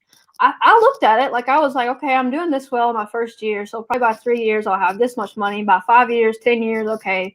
But I was like, okay, but what is my life like? What does it look like 10 years from now if I'm still doing this? And I was like, you know, play the tape forward. Another thing that you learn about drinking is you play the tape forward. So I played the tape, and I'm like, all right, well, I probably still have a really bad drinking problem, because I'm drinking every day at this point because I'm so stressed out over real estate. And I'm superficial to all my friends and family because I only see them as a possible number that they could come to me. Like, it really retrains your brain about how you think about it's called your like sphere of influence. So like, everyone that you know is either going to purchase a house or knows someone who's going to purchase a house. So you start thinking about, like, okay, when? And if they're not going to buy it from me, who are they going to buy it from? And how can I get to them to where they want to work with me instead of their aunt or their cousin? Because everyone knows someone in real estate. So, like, it just got to the point where I felt like I was, like, selling my soul to the devil. Like, it was messed up, man. And I don't know. I loved the people that I worked with. They were some of, like, the best people I've ever known. But they were hungry and they were hustlers. Like, they were, like, I mean, and they weren't unethical. They were just like, every day they woke up and thought about it every single day. And I'm like, I can't do that. Like you said, I don't want to do one thing. I want to do all kinds of things.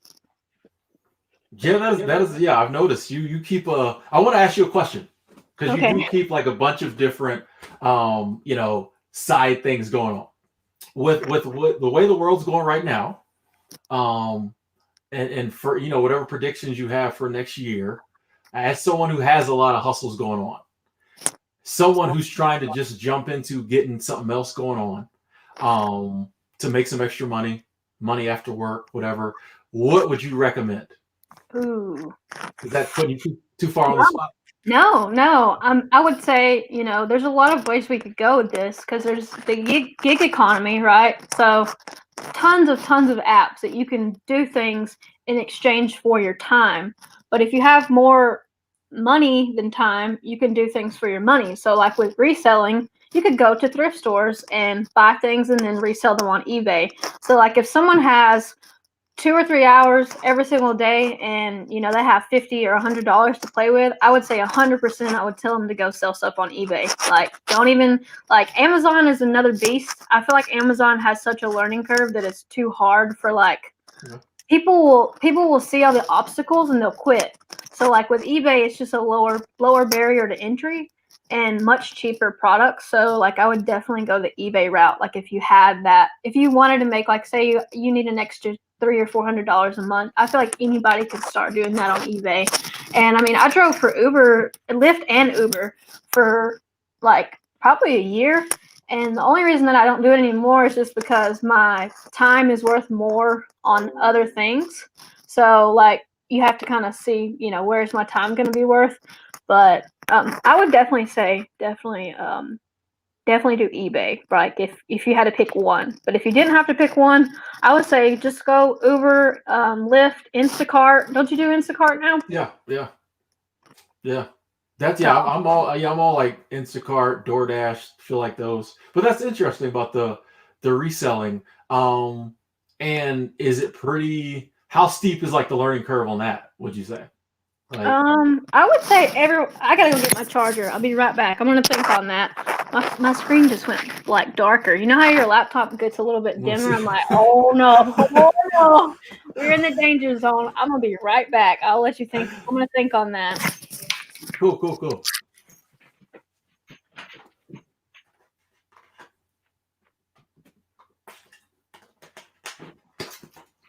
She's gone. We can talk trash about her. I'm joking. Never leave Tim unattended on your stream. Just want to say hey to everybody who's tuning in. I'm Tim. When she comes back, I'm gonna be saying something about her. Found it. Okay. So yeah, and then Bella, I'm joking.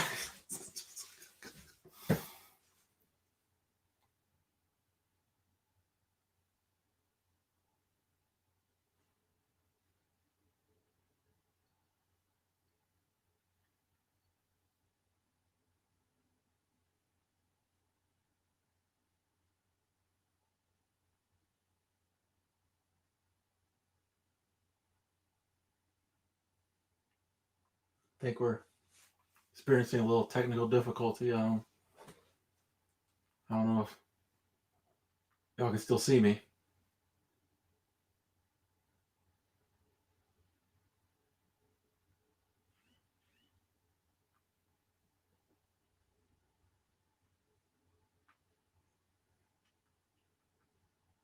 Oh.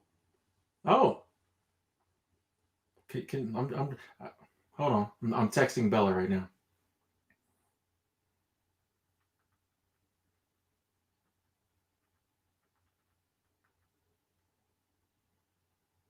Just a little technical difficulty, folks. I think we're still running. I'll keep talking. Okay. If you know me, I'll keep talking. I don't know if Bella's gonna come back in or if she wants me to end the stream. Let me see what she says.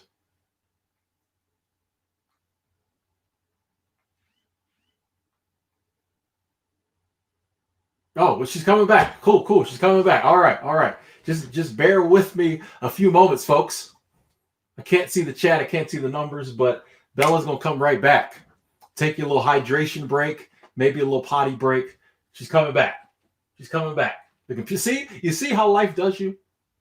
You see how life tries to set you up, and like you got something good going on. This lets you know that the information Bella's about to come back with, it's gonna be good. Tried to shut the feed down. Can't do it though. Can't. Oh man, this is great. Oh snap! I got the comments right over here. I didn't even know that. Oh, okay, cool. Yeah, she'll be right back. You know, we go. I wanna pick her brain some more about reselling, and Bella's got a ton of different side hustles going. So yeah, this was exciting. Thank y'all for tuning in. I'm taking a little phone break.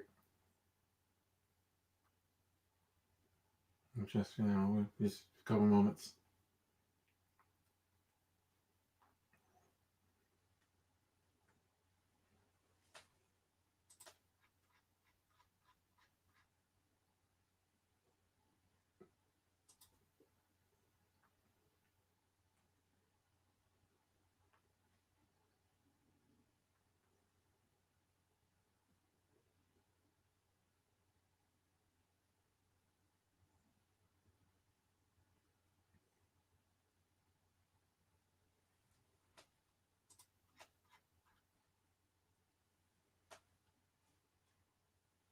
Just rebooting the computer.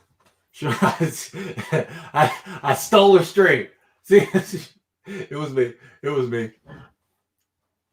I need. That was too much attention on her. We was talking about her too much. I had to bring it back on me. Y'all know me.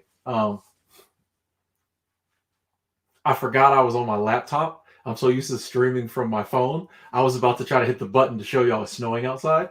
But I'm on my laptop. There is no reverse camera.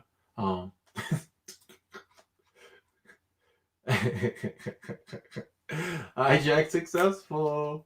Yeah, Bellas, this people's still here. We waiting on you. You know, we was getting some good content. Guest hosting. Exactly. I charge extra for this, Bella. I charge extra for this guest hosting. You know. You know me. I'll keep talking until I'll just keep going. You know me. It'll get all. You jump back in. It'll be all kinds of topics going on. You know what I mean? You don't expect no monetization on this one if I keep going. If I keep talking, I'm gonna keep talking. Hey, I've been looking forward to doing this interview for a long time. So I want to keep going. And two, just so y'all know, I'm definitely gonna ask Bella to return the favor and let me interview her on my channel. So yeah, I think that'll be fun. I think Bella set this up. Just to like catch me off guard. She's sitting over there. She's probably got like 3 computers. She's sitting over there just. It's all good. This is what we do. This is.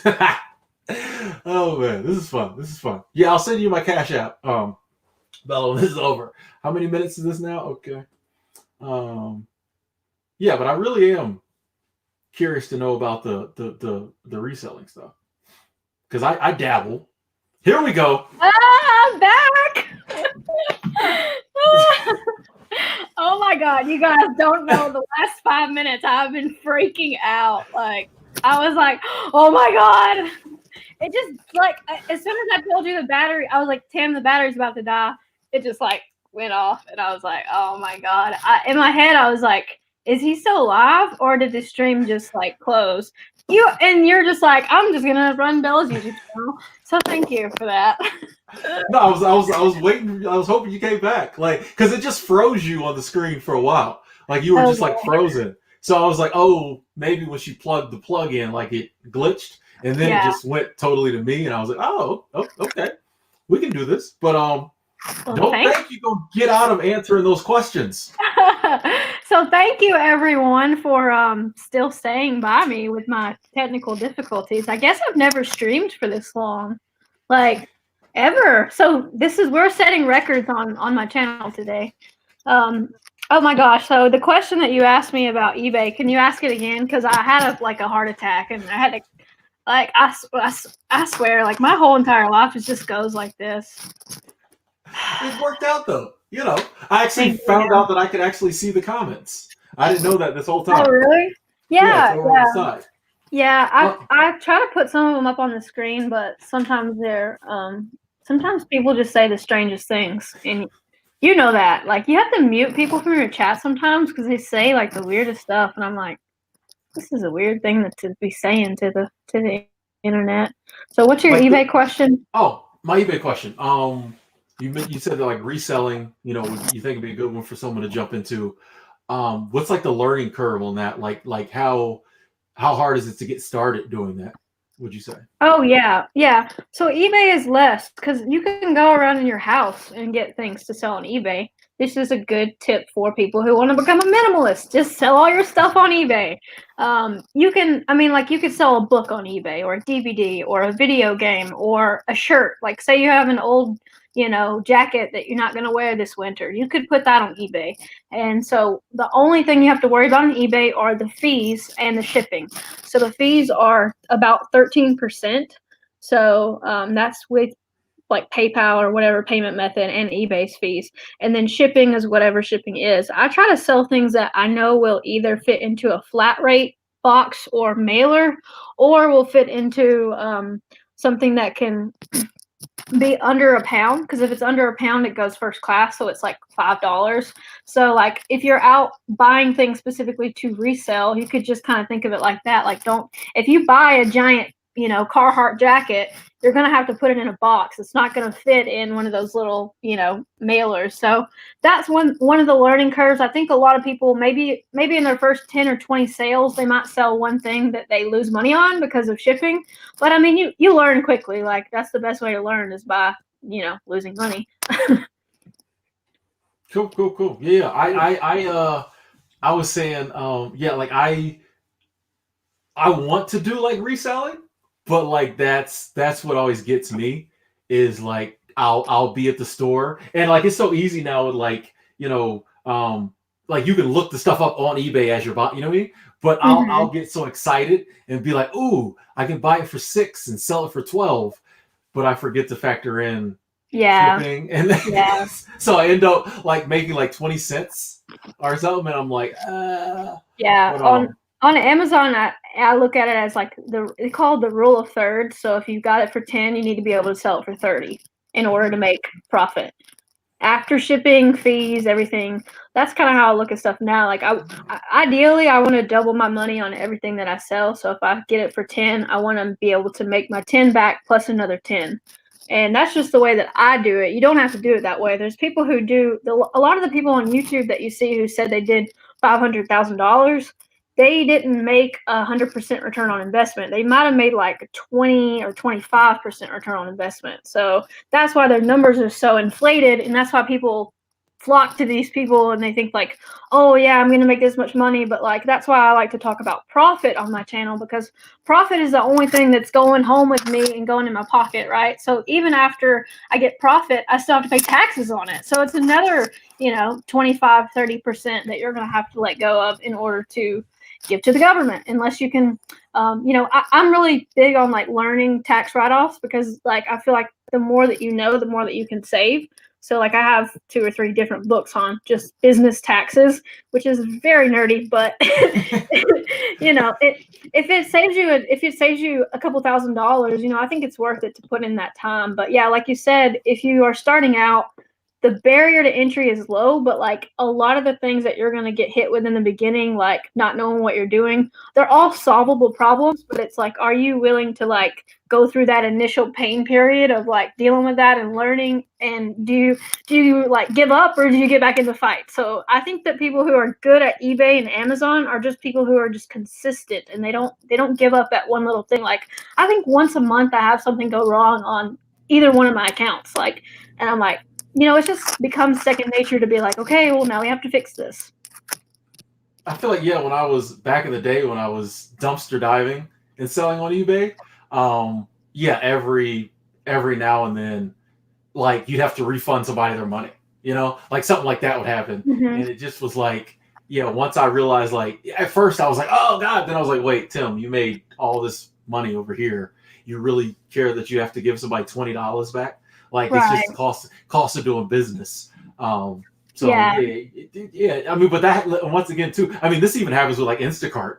You know what I mean? You'll get Oh, that one. really? You'll get that one, not where you have to like give the money back, but like say I'll take sometimes like just things go wrong. Like a lot of times, people will tip like a percentage.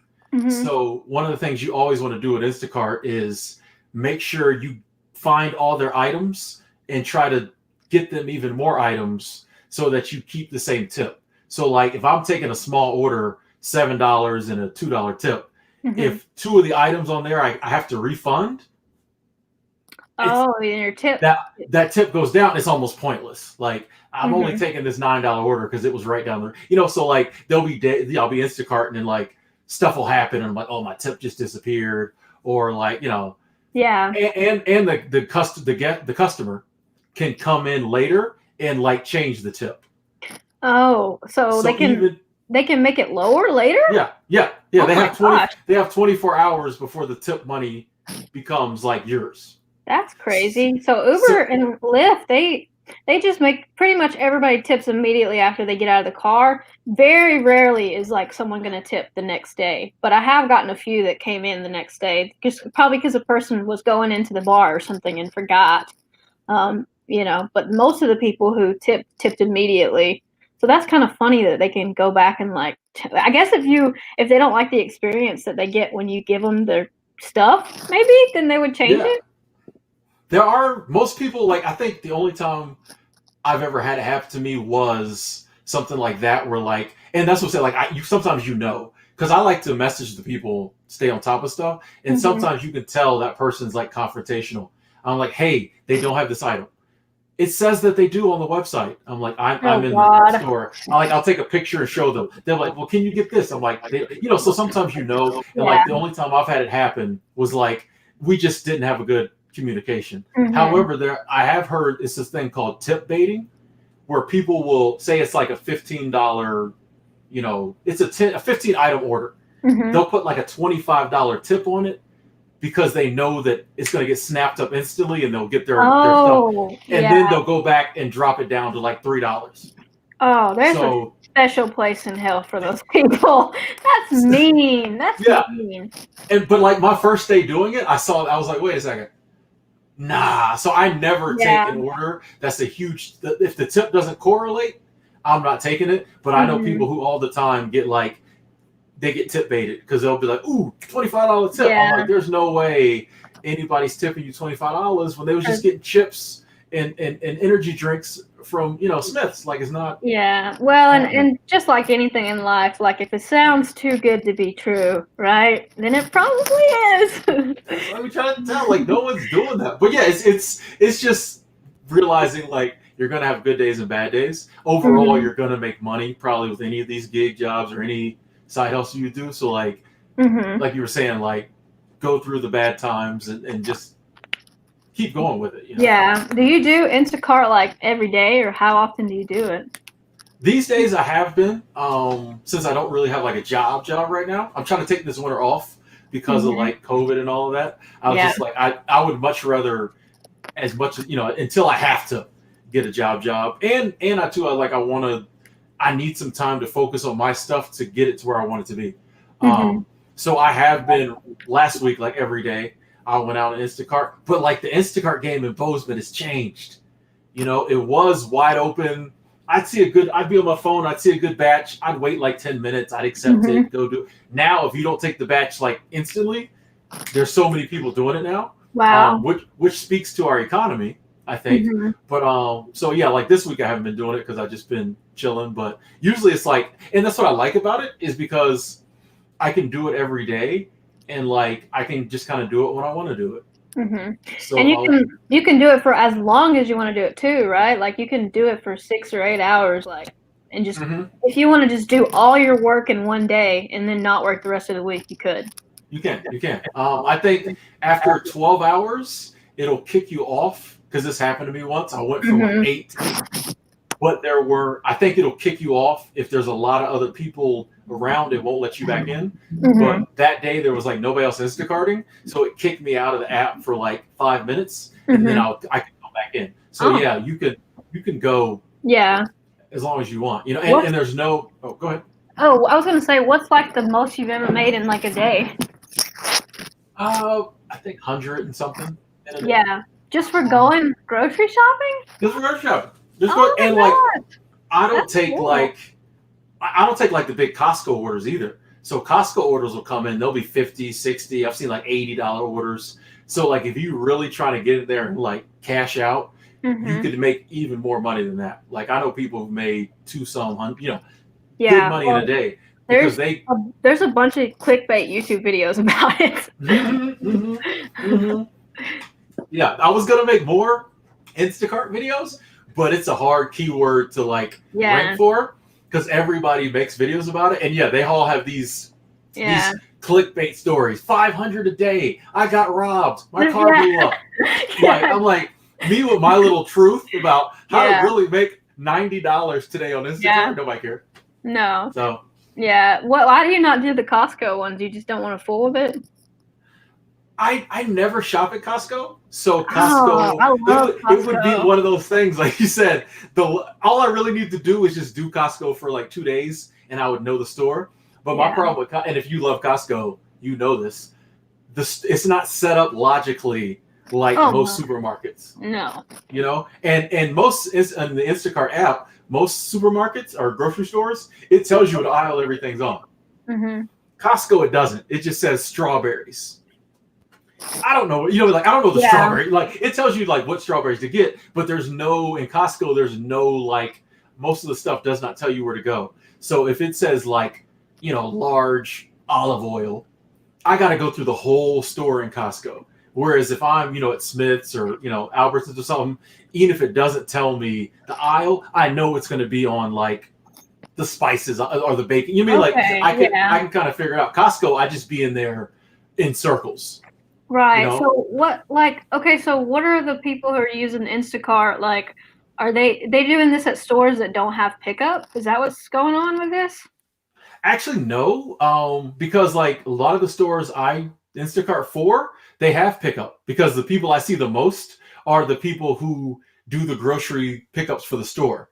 So like for Smith's, for example, which is Kroger in the South, they have like 10 people in there pulling orders and stuff, and then they're putting it in the room for pickup. But they just have such a demand because I talked to one of the guys.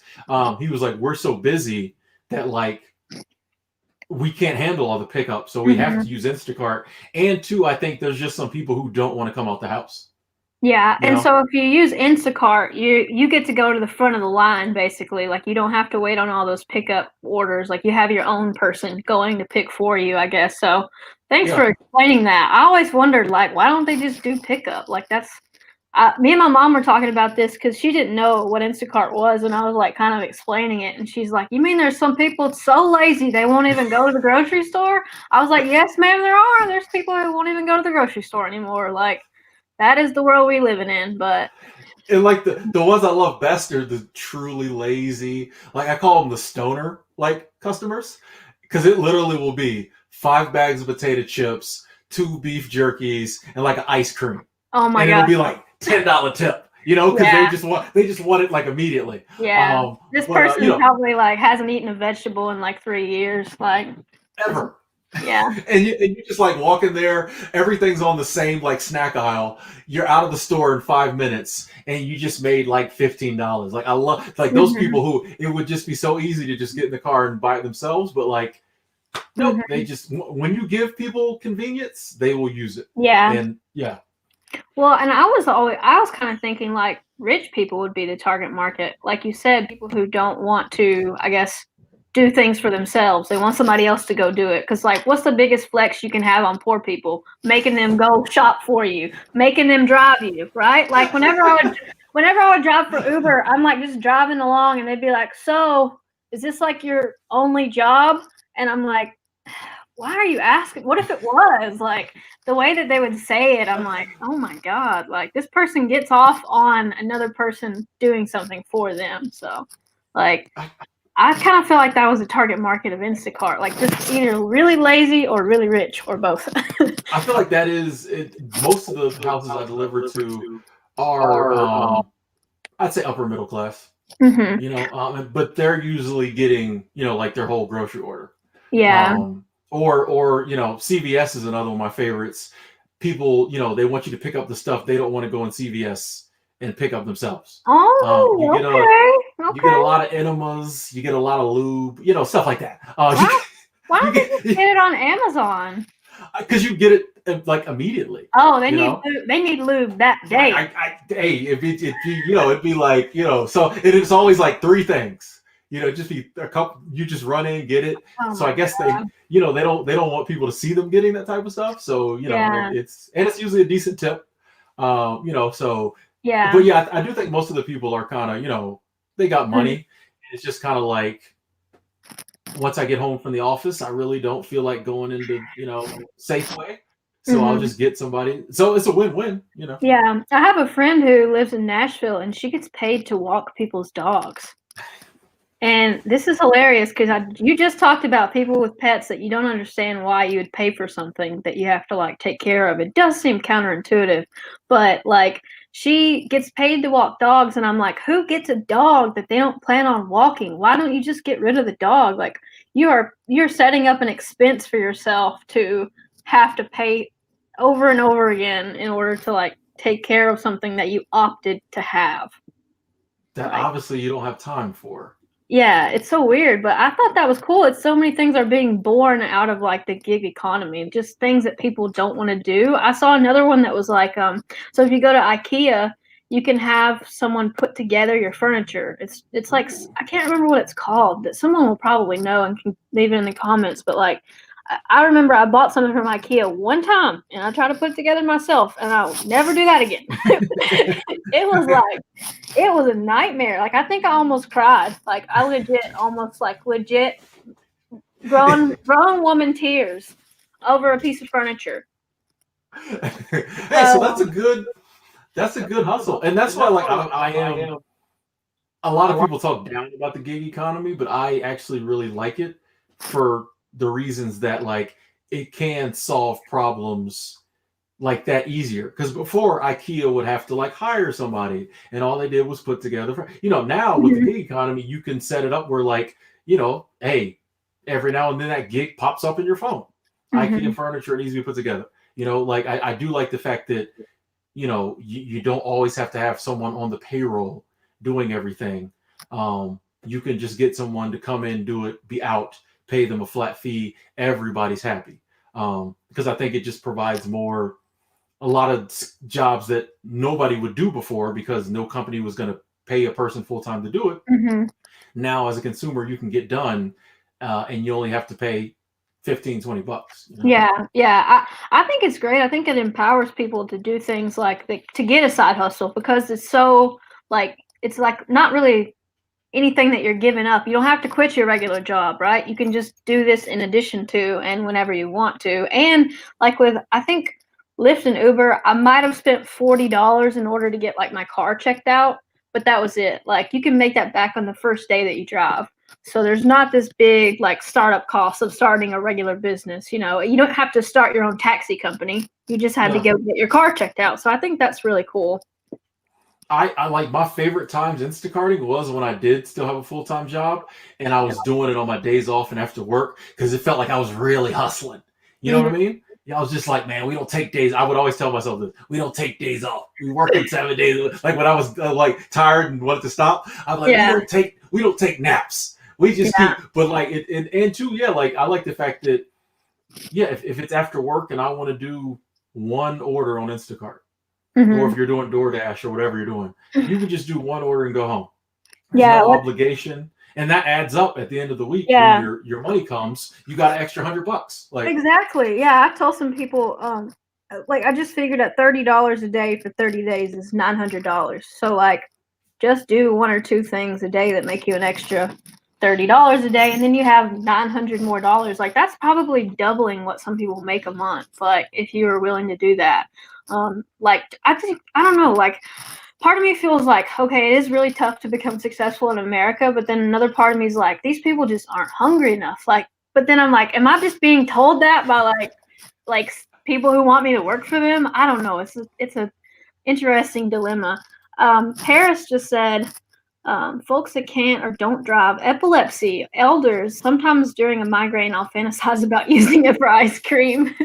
I get a lot of ice cream. I get a lot of ice cream orders. I have one really sweet one. A daughter ordered up like a bunch of chocolate and ice cream for her elderly mother, and she put in the thing like, please stay at the door. It's for my mom. In the description when you go to deliver, she's like, please wait at the door till she gets there. It's for my mom. And like, it took her like 5 minutes to get, well, like a couple minutes to get to the door. But it's just a nice old elderly lady. And she was like, yeah, my daughter always makes sure I call her when I'm out of chocolate. She sends me some more. So I was like, that's pretty cool. Like, here's a lady that like would never be able to get out and get that for herself. And like, now her daughter doesn't have to like take off, you know, it's just.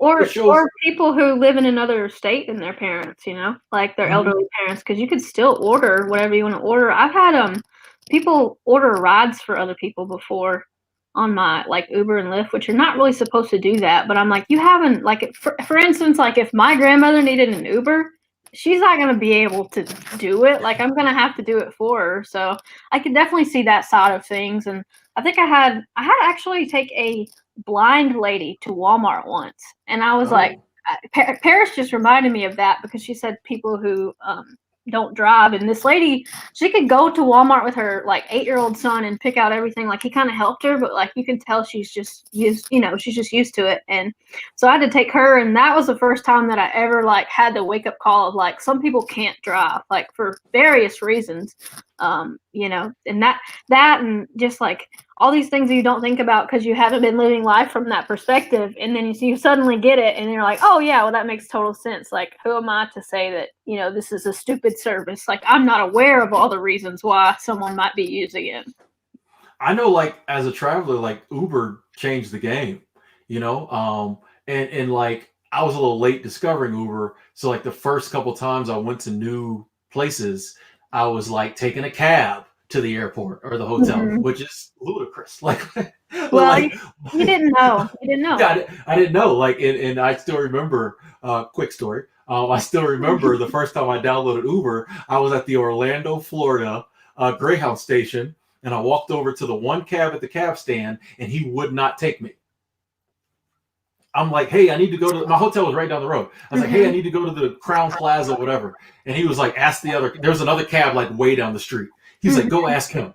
And if you've ever been to the Orlando Greyhound bus station, it's not the best area. And I'm like, I'm not walking down there to that other, like, it looked like a setup. I go down to that cab, I get hit over the head. You know, you never know. Yeah, So he just wouldn't take me. And I'm like, how do I get to my hotel? I was like, I'm not walking. And I'm like, I heard about this Uber kind of thing. I was like, I bet it'll be a pain to sign up for. No, like 5 minutes later, my Uber was, you know what I mean? And so I was like, wow, that's a game, you know, for people. Yeah, it's a game changer for people just needing a quick ride. I'm like, this is awesome. I love it. So, yeah. Yeah, it's awesome. I driving for them, I learned so many reasons also why people don't own cars. Like, I know you personally didn't own a car for a long time, and like, it's not really necessary to own a car if we have things like Uber. Like, there's a lot of things that could just kind of be removed from our expenses list if we have like on-demand rideshare service like immediately. I know in other countries it's much more common for like one family to own a car, or like, you know, it could even be like a couple of like 2 or 3 different generations of families all have one car, and they don't really, you know, like they bike more, they walk more. Like, in America, if you have to walk, you done something wrong. Like, I told my friend this, and anytime, like, if I go for a walk in my neighborhood, people will just stare at me like, what is she doing out there? Like, walking. And I'm like, I'm just trying to get exercise. Like, but usually the people that you see walking where I live, like, they don't look like they're like, it's definitely poor people. Like, it's not anybody who's just walking to walk. So it's kind of like, if you've gotten an ability to get Ubers, it cuts down on a lot of that. Because I took a lot of people to the grocery store. Like you said, you take people to get their medicine who may not have been able to get it before. You can take people to appointments that they have. I know a lot of people just, they have like elderly parents who don't drive more like out of safety reasons. So, I think it's a really good thing for us. And like, it shows progress in ways that, I didn't necessarily think I was going to see this in my lifetime. Like all these different people coming together to do different things for each other. And it not like being a total poop show. It actually works. Because so many people had so many bad things to say about gig jobs when they first started. Oh my God, it's gonna be the end. And it's like, no, it's as with anything we humans do. There's some bad experiences, but overall it's usually pretty good, So yeah, like you said with Uber, like I used to always take Uber to the doctor, I would pretty much walk anywhere. But one thing you don't think about is like you don't want to be smelly and sweaty in the waiting room at the doctor. Like I don't care if I walk to Walmart and I get smelly, or most places I went, I don't care. But like that was one I learned quickly.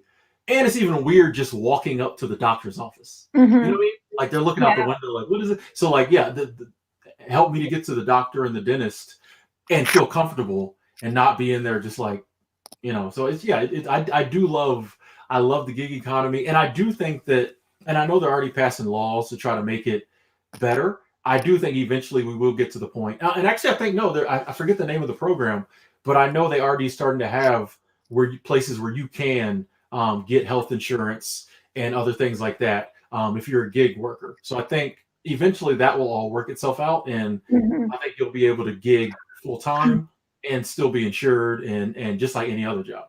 Yeah, I just got insurance through the healthcare.gov site like last month or something. I think maybe even, the beginning of last month. And it was like put in how much money you make and then we'll tell you how much you have to pay. So like I have to pay like $312 for just me.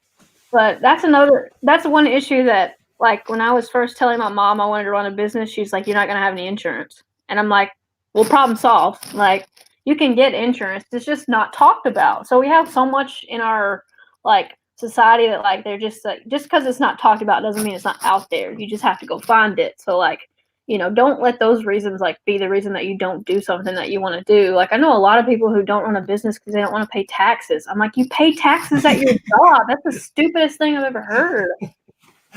They take them out before you even get your money at your job.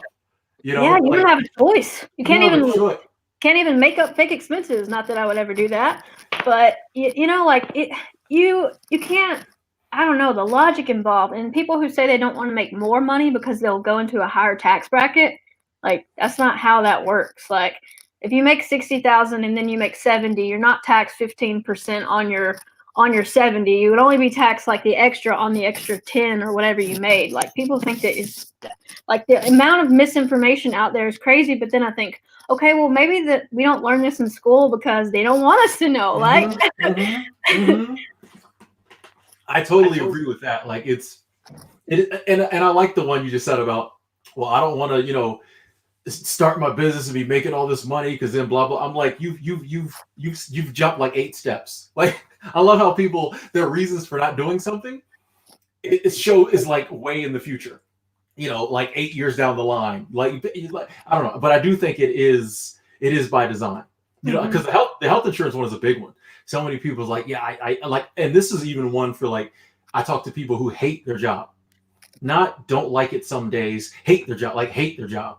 And they're like, I got to stay for the health insurance. And I'm like, before you found this job, you didn't have any health insurance and you found the job with obviously good health insurance. If you're going to stay for it, why don't you think as a human being of sound mind that you can't find another job with good health insurance? Like I just like we have this ideal that like what we have is the best it's ever going to be, and like there's no other options. And I think a lot of that comes from the news constantly telling you it's a bad economy, there are no jobs, like and all this negativity. I don't watch the news at all. I don't watch it at all. I think it's poison. Like I just think if I get news, I get news off of like Reddit or like maybe YouTube sometimes. But like as far as like news television, it's all meant to scare you in one way or the other. Like it's just meant to freak you out completely so bad that you'll think that's the only source of information I have. I better keep watching it. Like That's all about race. That's what I tell people. The news creates a problem. They never solve it. And so our human brain says, like, I have to keep watching it. Like, whenever there's a problem, we need a solution. So we just keep watching the news, waiting for them to give us a solution. And they never do. All they do is just keep giving us problems. And so we're there every day. Now you got 24-hour news network. So people literally all day, every day, just getting scared. And then, yeah, you wonder why, like, we don't believe in ourselves. Yeah, you watch the news. Okay, so like if there's a hurricane or a tornado here, for example, they have 2 minutes of footage. They will play the same footage over and over and over again. I'm like, you done showed what you showed, like, but you just keep, because there's nothing else that's really happening. They just have to keep like sensationalizing this little bit of information. Like honestly, the news crew people should just go work for YouTube or something. Like they're really good at figuring out how to capture people's attention and keep them watching and keep them scared. Like I know one of the things I have family that watch the news constantly. Like if you go to their house, it's either like CNN or Fox News.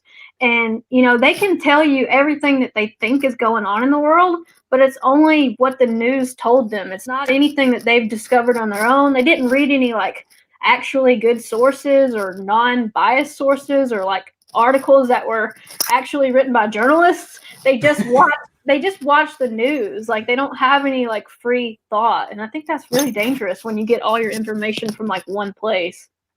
It's kind of like what we were talking about earlier with your feed being regulated like that. It's the same, like, and it's funny, all those people will have the same sound, but you can tell what channel people watch or listen to, because the next day at work, they'll have the same little sound bite. If you ask their opinion on something, they all parrot back the same thing. You're like, oh, you were watching the same channel that they were watching. Right. And it's like y'all don't want to have your own.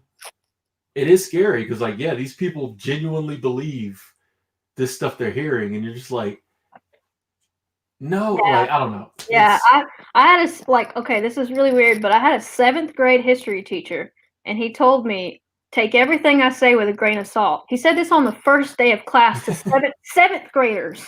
Like, that's really brave to tell 7th graders not to believe you on the first day of class. But he said, take everything I say with a grain of salt, because I'm just a history teacher here. And this is the information that I have, but you need to figure out your own way to look at it.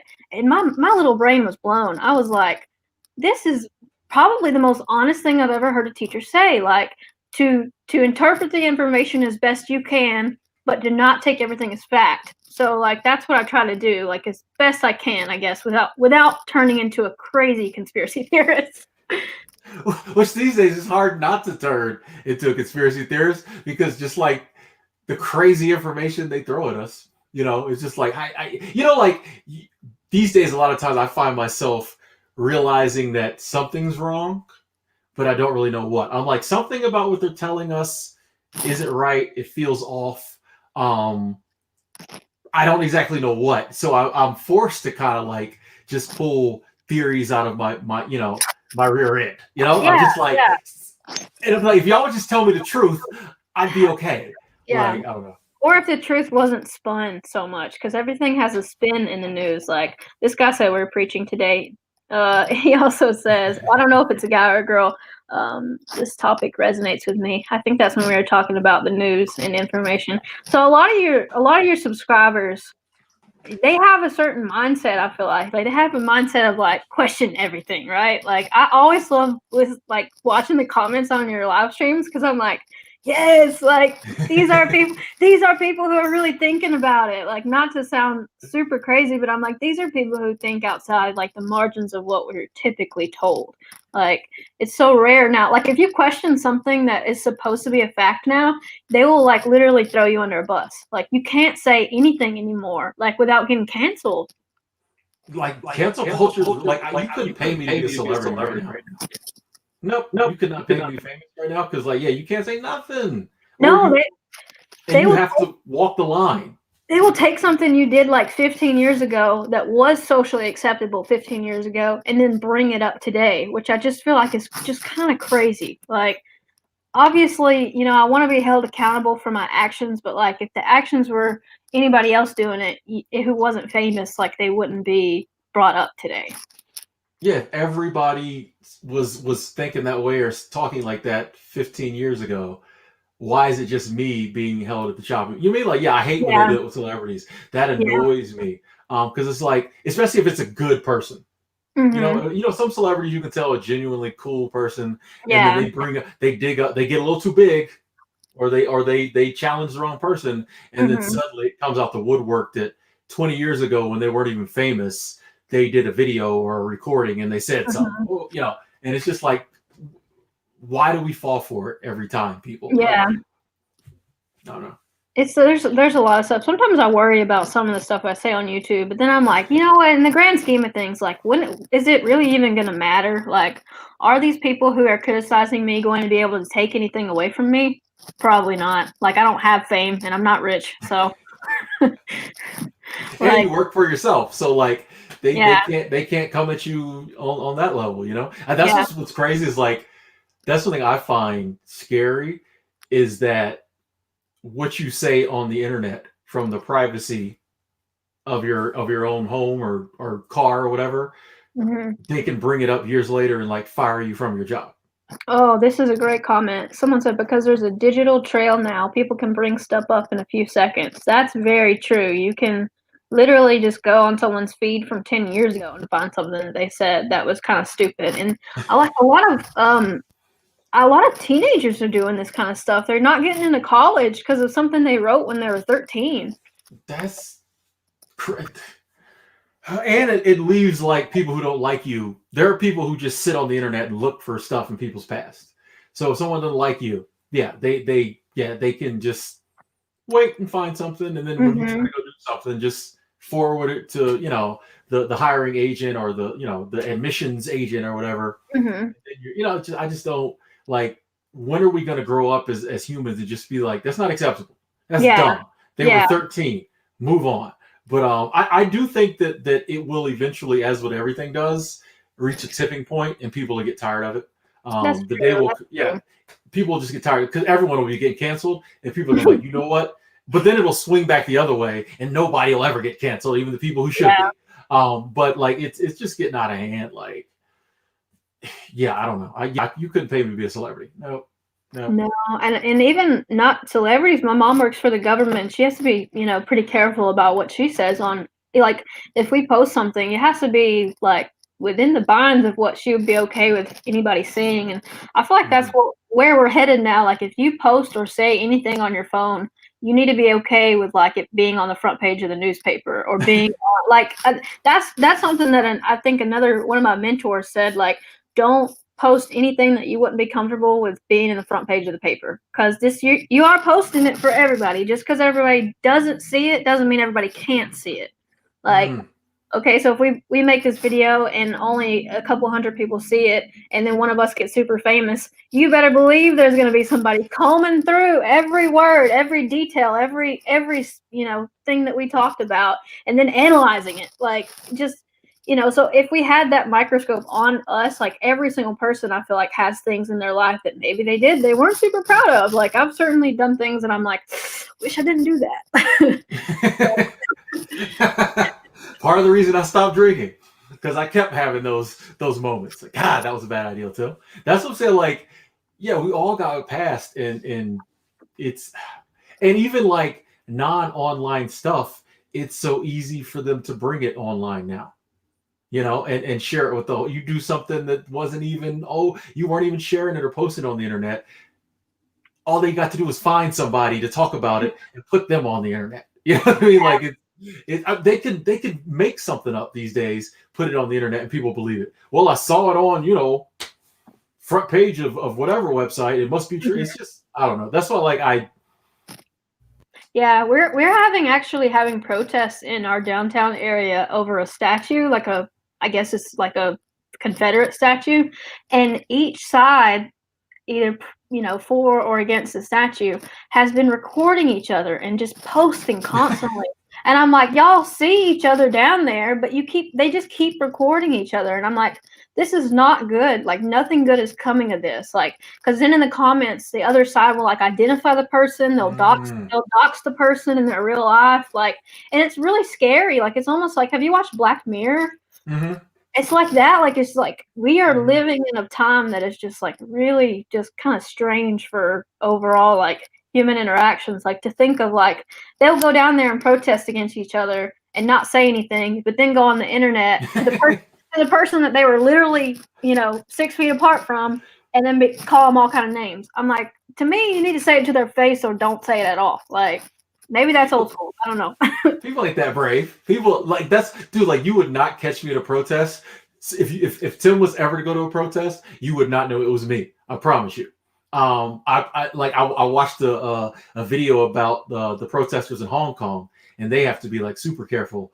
And he was just saying face covering, leave your phone at home, don't take Uber to the you know what I mean? Like, just because, like, even though I don't think it's as scary in our country as it is over there, yeah, you don't know who's going to record you there and what they're going to do with that information.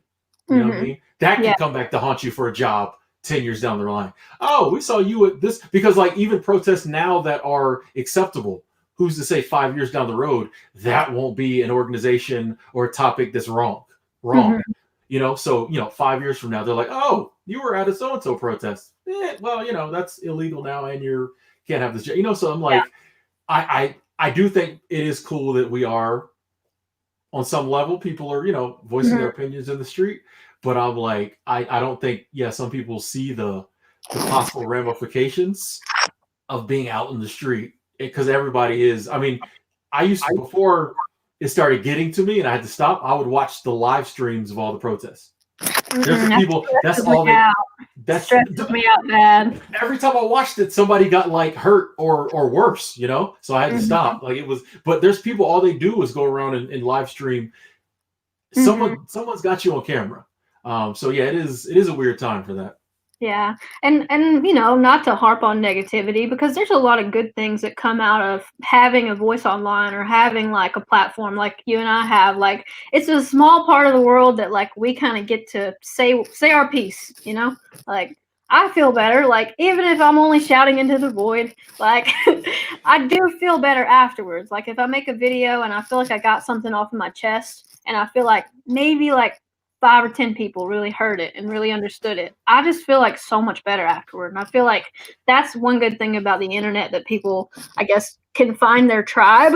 Like, because really, like, if we think about like as a collective, the people who think like you and I, there's not that many of us. Like, that we have to find each other online. We're not going to be able to go into a public place where we live and just be like, who here thinks differently? We're my minimalist. They could be like, who? Yeah, totally. And I feel like that. I get exactly what you said there, because that's why I love like YouTube and the internet. Is it does allow me. One of the things I love is, if I have a bad, say somebody like gets under my skin at work, I know I can come home and talk about it, and like 20 people are going to agree with me, even if that's not totally adult. I know I can get some people to agree with me, so it's definitely therapeutic. But yeah, I mean. You people ask me all the time, like, aren't you scared about like giving up, putting that much out there? And I'm kind of like, I mean, some days I do after a video be like, dang, I wish I hadn't said that. But I mean, it's just it's a trade-off. You gotta, I mean, it some people it's not worth it to them. For me, it is. Like, I think there's a lot to be gained just from like vulnerability in general. Like, just showing someone who you are.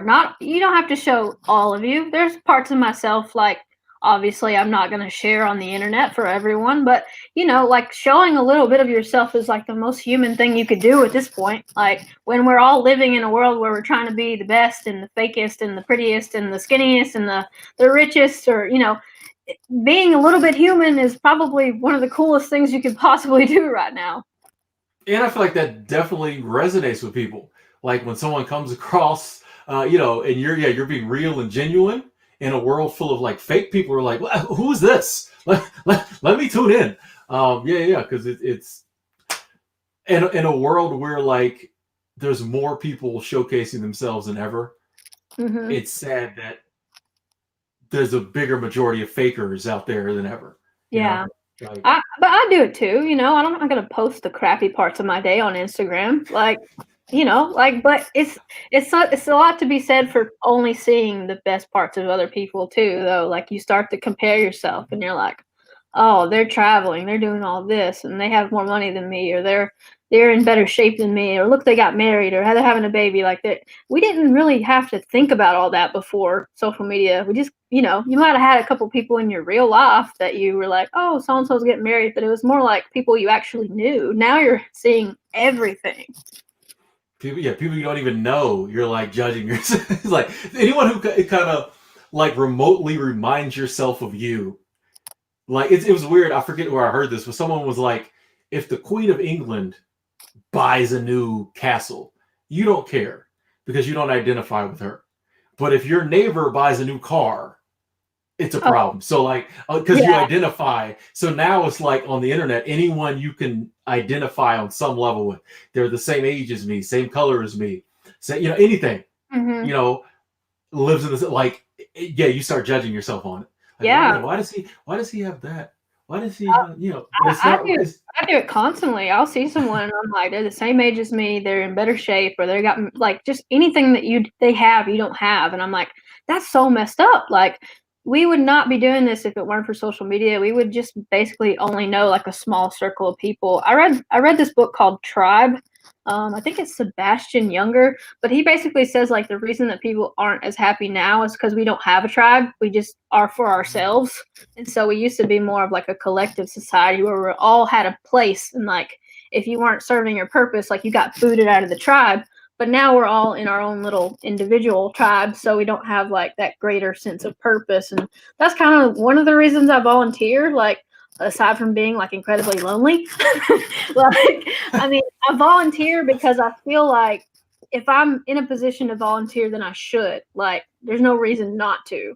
Like, yeah, I could just watch Netflix or something, but like, I feel like if you are in a position to give a little bit of yourself back to your community, then maybe you probably should, just because like that gives you a greater sense of purpose. Like, anytime I've done something for somebody else, you just feel so good afterwards. Like it's really weird. Like it sounds cheesy, but like you just feel better. Like you feel like, okay, well, I've given a little bit of myself and I don't expect anything in return. And I feel like that we're just going away from all of that. Like that's gonna become something that is a rare commodity. I totally 100% with you on that. Like it's and it's another one of the things no one tells us. It'd be very easy to in school, you know, every now and then be like, by the way, kids, if you do something for someone else and don't expect anything in return, it feels really good. Mm-hmm. And you'd have a generation of kids who were out looking every day after school to help somebody. But like it's just not all the really like basic human stuff no one teaches us. Yeah, yeah. And these old sayings and things that are passed down from your family, like your mom saying, like, you don't have to like them, but you have to love them. That is so important. Like, just, it does stick. Like, when you learn something when you're that young, it really does stick in a way that maybe if you get older and get jaded by the world, like, it's not going to stick as well as if you learn that when you're 8. So I think those are the things I'm trying to like keep culturally. Like there's a lot of things I want to get rid of, but there's also a lot of things of the older culture that like they really had something going. Like they're really big on traditions and generations of values that can be upheld. And I think that's kind of important. Like when you learn something and you can pass it down, and like 100 years from now, it still means the same thing. Love them if you don't like them. Like it's just simple. And I always say, like, the reason these old sayings are still here is because they're true. Like, we think the opposite. Oh, that's old. It's not true. It's like the reason I guarantee there's millions of sayings that didn't make it to 2020 because they weren't true. But like the basic, those, yeah, the stuff your grandma says and all that, like, it's true. There's a reason, but we just don't listen. It's like life. I'm always, like, life is not that hard if you just follow like. And I think this goes back to what you were saying about tribe. We don't have a lot of times in our life the person, the grandparent, the great grandparent, whatever, who was supposed to instill that in us. I like to read books about like, Native American culture, and, and I'm sure most tribes were like this, but they were like, everybody lived together. So while the parents were out hunting and gathering, getting the food, all that, the kids stay home with the grandparents, and the grandparents taught the kids all of that important life stuff. That's why you have generational households. But these days we don't have that. So your parents are at work, they're busy, you're a kid coming up, they don't teach you nothing real at school. Like you just don't get. Yeah. You just let. Yeah. And then you go out into the world and you see other people and you get frustrated by them, right? Because they weren't taught anything, and you're like, why is this person doing this? But then you're like, okay, well, they weren't brought up the same as me, or they didn't have anyone doing. They might have had one alcoholic parent and one parent who was at work, and they don't, nobody told them anything. So how would they know? So, I try really hard to think about that, and and certainly when you come across those people who are like, did you just crawl out of a hole? Do you not know anything? Like, especially just kind of, people in traffic, or people who do things in the store, that get cut in front of you, or people who jump in line, just selfish people. So that's where I really I guess I don't have a lot of patience for like super selfish people, because I feel like the most humble thing you can be is like selfless. So then when you swing the other way, it's like, oh my gosh, like you literally only think of nothing but yourself. But like we also as a society are trained to do that. So like, how can you even be mad when a person follows through? I get curious. I'd be like, I would love to just see like a slice of that person's childhood. Like, what made you be this self-centered? Like, you know what I mean? Like, I just want to know, like, what does it take to make someone truly believe like they're the most important thing in this entire store or on this entire road? You know what I mean? Like, I get real curious. I'm like, I kind of feel bad for them. You know what I mean? I'm like, yeah, it had to have been rough for you to come out like this. Like, yeah, no, and everywhere you go, there is one person who's like, thinks it's the whatever show, like whatever their name is. If their name's Karen, it's the Karen show. Everywhere she goes, like, Karen's gonna do what she wants to do. Like, and I mean, that's another one of those things, like a stereotype for a reason. Like, oh my God, I saw a Karen last week. I had to go to the doctor, and like there's a waiting room of like 8 or 9 people in the doctor's office. Karen comes in, not a real name, but Karen comes in, and she goes up to the front, signs in, sits down for about 10 minutes. And then she gets back up and goes to the front desk. She goes like, how much longer is it going to be? There's 8 other people, mind you, in front of her. And then the nurse tells her, like, there's a lot of people here. It's going to take a little while. We're really busy. And she's like, well, I have stuff I got to do today. Like, she's telling the nurse, I'm like, why would she care? Like, we all have stuff we have to do today. Nobody wants to be here any more than you do. But like, there's this element in her that thought like her time was worth more than like all of ours. And I'm like, what do you want? Like, there's no option to pay extra to get moved to the front of the line. I'm sure if there was, then we'd see that happening. But like you said, what happens to a person to make them convinced that they're like, it's the Karen show. It's so weird. Speaking of like paying to get ahead, which, hey, that might come at the doctor's offices. I always felt like at amusement parks and stuff like that, where you can pay to go to the front of the line, never set right with me. It's classist. Exactly. I'm like, no one sees this. I'm like, so we go to a place where everybody can go. We all can go to Disney World for one price. One price. But if I don't have as much money as this person, they go in front of me. I'm like, so why did I pay the same admission price? Exactly. You know what I mean? Like, it's like, yeah. I was watching Kevin Hart's latest special, and he was talking about how he does that, and I was like, I don't feel like I would have put that. It just reminds people of how much more rich you are than them. People know. But I'm like, yeah, just a reminder of like, yeah, when I go somewhere, even if it's equal footing, I pay more and I go ahead of you. Like, but if you have more money than what, like, you would, like, I feel like if money was not an option, I probably would be doing the same thing. Like, yeah, I would buy the park out. That's what I would do. I don't know, man. There's something there because you feel a certain type of way when you get to walk past all those hot, sweaty people who are waiting. It's like, yeah. But I mean, like, I would feel bad though. You don't think you feel bad? I would too, but in a small way, I'd be good. I would just be like, I don't know, like if money wasn't an option, I think I would buy the park out and I Yeah. would just ride all the rides when no one else is there. Yeah. That way, I'm doing the same thing, but I don't have to look at 10,000 people hating me all day. Just 1,000 people hating me all day. Well, I would just feel too weird. Like I'm just being silly. I wouldn't do that. I feel like that. I feel like I would want to, but I would feel so awkward about it, like you said, that I probably couldn't go through with it. Like, and I feel like this is celebrities are used to going places where other people can't go, though, right? Like they're used to getting special treatment, so it's probably not that big of a deal to him. Like he just thinks it's normal life, like to cut in front of everyone. But like you said, when a person's money is like equates to their time, and other people have more money than you have to spend your time, and they can just spend their money. Which is ironic because they have so much more money. Like they should be the ones willing to wait because they already got the money. You know what I mean? If you've got $10 million, my time is a lot more valuable to me. You know what I mean? Well, not more, you see what I'm saying? It's not more valuable, but just like you the stuff I'm gonna spend my time doing, you already got it. You're good. I understand. Like if you work for minimum wage and you had to spend $80 to get into Disney World, that is worth more to you than it is to that person who cut in front of everybody and only had to spend like a fraction of their wealth to have the same experience. Yeah, or that when I work for minimum wage, an hour is a lot more important to me because I don't make any money in that hour. You know what I mean? Like anyway. Yeah. I start going all on. Well, you have a lot of thoughts on money. I've heard you talk about money like from a point of where like it isn't real. Like kind of like I don't know, it's real, but it buys real things, but it really is a fictional concept. Like, can you expand on that? Like, I love when you talk about this. I'm like, oh my god.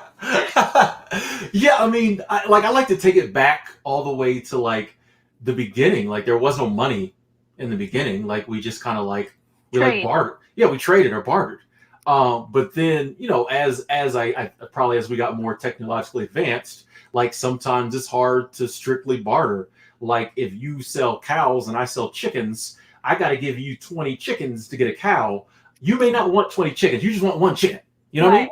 And you can't split a cow. Yeah, you can't. Yeah, and I have to kill the cow immediately to, so it's like it became easier to just be like, all right, here's something over here we've designated has value, or we will, doesn't even really have value, but like we will accept in exchange for goods. And we'll give it a designation of what it's worth. But at the end of the day, the goods and the cows and the chickens are real. The seashells that our ancestors initially used as money aren't really like they're just standing in for the cows and the chickens. As a placeholder. A placeholder, basically. Yeah. Fast forward to today, where we think the money is real, and like we care more about the money than we do like the goods and services. Like people don't talk about, they're not all on their Instagram talking about like, I want to eat good the rest of my life. No, they want to be a millionaire. You know what I mean? Like the money has become the object as opposed to the goods and services we could buy with the money.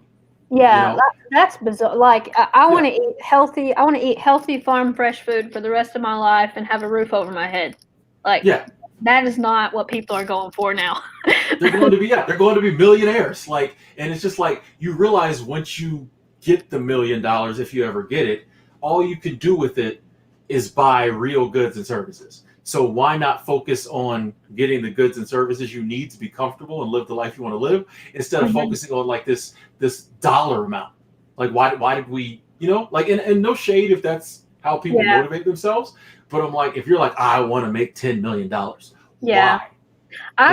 I was motivated by that for a long time. I really was. And I think it just took growing up, but like I got to the point where I was like, what does $1 million really even mean to you? Like, what are you going to have that you don't already have? Like, how is your life going to change when you get like this certain amount that you have? And so I think that's one of the things, like you said, people think that life is going to be different. It's not going to be any different. Like, yeah, I mean, you're going to have the same, it's going to be the same life.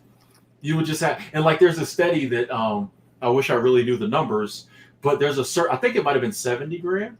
And that was for like a family of, I forget how many. I don't have all the direct numbers, but like there is a level for each one of us that your happiness goes up decent amount until you hit that level of comfortable. And then after that, it just goes up fraction, like very small amounts, the more money you make. Because there's only so much you can do with it, you know? Yeah. And I would love for everybody in the world to be at that level where they were comfortable. You know what I mean? So I totally understand when you're flat broke and struggling, you know, money is real in the aspect that like you don't have the amount of money you need to buy the things you need to be, the goods and services you need to be comfortable. But you never really see those people. Those people aren't the ones doing all the talking about money. It's the people who typically who have enough money and do live comfortable lives who are still like devoting the whole rest of their life to like making these dollar amounts. And I'm like, it's not doing, you have a house, you have a car, you eat good. You know what I mean? Like this was me. This was me. Like legit. Really? Yes, because I thought I have to get more. I have to get more. I don't have enough. Like, and there's some like what drives that? It's a scarcity thing. Like you think like someone's gonna have more than me, or I'm gonna run out before I should run out. So that was what drove me, was like just this feeling of like security, because I come from a family where I have a single mom. She does everything. My mom worked 3 jobs. So like in my head, if I could get enough money, then I don't have to live like that. And then my kids don't have to live like that, and their kids don't have to live like that. So I guess that's the reason why I clung to the idea of money as like security, even though, you know, it's really not necessarily security. But that's that's the logic that I think people who if you came from like a lower class family or a middle class family, the reason why you idolize money so much is it means that you got everything that you didn't have, or you got everything your parents didn't have. Smart. And like that goes back to what we were talking about earlier. You kind of have to walk in somebody's shoes to understand why they have the views they have. So yeah, that's enlightening. That's I will say I have my background. It was a lot easier for me to not care about money because like dad did really good. You know, like he was always like, he never was like showy or flashy, but like dad made good money, gave me a great childhood. I never had to worry about money. So I feel like it's easier for me to sit up here and be like, money ain't real. Because I never, you know what I mean? I never had to like, I didn't start struggling with money until I moved out. You know what I mean? Once I got home, I was like, oh man, you got to work for this stuff. But so yeah, that just shows that how your upbringing can like, even though all my points I think are valid, I feel like, it's easier for me to just sit up here and talk about them than like, if you came up, like you said, from scarcity and like oh yeah, there sometimes when money ain't always, you know what I mean? Like and that's why I try to rationalize like why do people cling to certain things, and it's usually because of like feeling secure. Dave says, yes, I can relate. Scarcity mindset and needing to feel financially secure. So like in my brain, financially secure meant like secure in other areas of life. Like even though maybe like for like when I was doing real estate, I was financially secure, but I was emotionally a wreck. So like, what is security really? Like it's another one of those concepts, like you said, is made up. We made it up. So. It's totally a human concept. An antelope or deer, no animal has the idea of security. You know what I mean? Like it's circle of life. If the lion comes to get you, it comes to get you. You know, we humans have this, and this is why I don't like comfort zone sometimes. Is because we do build up these false security zones, and it's like it's not like you can have your comfort zone, and if that's how you want to live, cool, but just realize like it's not really real. You know, something bad will come in any aspect of life, you know what I mean? But I think, you know, from an aspect of people not going after their dreams, they feel like it's safer to do this life over here. And I'm like, there's no such thing as security. Like you know, you're far less likely for the stuff you think is going to happen when you're traveling to Europe to happen than like the stuff that you know is going to happen in your neighborhood. You know, you know what I mean? Like, so yeah, there's no such thing as security. But I do think once you accept that, life gets a lot easier because you don't have to worry anymore. I've told a lot of people that, you know, you're worrying about stuff that has not happened and maybe won't ever happen. So you're worrying about it before you need to worry about it. Then you're going to have to, if it does happen, guess what? You're going to worry about it then. So why don't you just wait? Like, wait and worry. Exactly. Like that's all I tell people too. Like all the bad stuff you've gone through in your life, guess what? For the most part, you overcame it, and you're here right now. The bad stuff that's going to happen tomorrow, you'll overcome it, and you'll be here. You know what I mean? Like, yeah, why get worked up about it? To like, you'll just deal with it when it gets here. Like, that's and that kind of goes back to just some other things that when people are, thinking about, changing their life or like quitting a job or starting a new venture or travel and all that. All these bad, and this is another thing where like anytime you, especially like travel, anytime you Google something about travel, everything pops up as the clickbait. Went to Mexico and got stabbed, stuff like that. But it's the same thing. I'm like, in your regular life, bad stuff's going to happen. If you're chasing your dreams, bad stuff's going to happen. But guess what? You deal with like you deal with it. Like, don't stay doing something you hate doing because you're scared if you change, something bad's going to happen. Yeah, something bad's going to happen here. The need to control things, I think, is what really puts a lot of people in a bind or have a false sense of control. Because I'll be honest with you, like I'm a control freak. Like I plan almost every part of my day usually, and I have like things I have to check off a list. Like everything in my fridge has to be like facing the correct way, and like in a certain like it's pretty bad. Like, but to me, it just gives me a sense of like control over my life. Like if the milk is facing backwards, how am I gonna see it? So, like, it's that weird human need to control things, like that puts us in a bind. Like if we could just let go, then we would probably be happier. Like, but it's like that's why Zen and Buddhism and everything is still being studied to this day, is because like not caring is like the most Zen thing you can do. Just like don't care about it. Like it seems so simple, yet it's so difficult. All the life stuff is simple, but difficult to do. But simple concept. I think we need Zen and all that more than ever these days, and Taoism and all that. Like that's why I enjoy it, and Stoicism. That's why I enjoy it so much, because it's just the ideal of, like you said, just don't. But hard to. But like we were saying earlier, it's a practice. Your first day saying, "Oh, I want to, live a more stoic lifestyle." You're not gonna just immediately do it, but over time, if every time someone presents itself to you and you're like, "Hey, if I can't control it, I'm not gonna try." Yeah. Over time, it becomes like you can reprogram your mind, and like you end up like that's like can't do nothing about it. Yeah, I think just like literally start with 1 minute of gratitude, like 1 minute, and you will really see a change. Like I used to hate doing my laundry and hate like folding my clothes and making my bed, and then one day I was just like, you know what, you could be grateful for what you have. Like you could try that. Like like, and it's almost like you're talking to a child. You're like, you're complaining about having clean clothes and a place to lay down and like stuff that other people that I've personally seen don't have.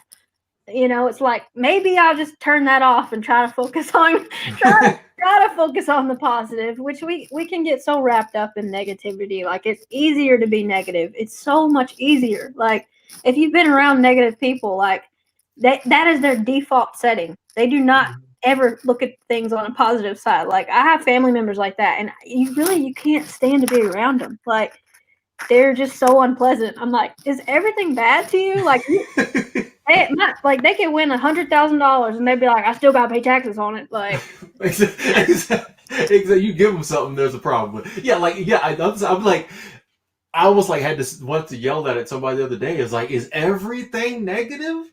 Like you're worried and scared. Like oh, I just ripped my earphones out. Ow, that hurt. But yes, it's like, how do you? And I feel bad because I'm like, how do you go through life like that? Yeah. Like just everything is negative. But like, what happened? They have put on their negativity glasses, though. They see everything through that lens. So you can do the opposite. You can put on gratitude glasses. Like it's a little bit harder, and it's a lot more rewarding. Like it's a lot.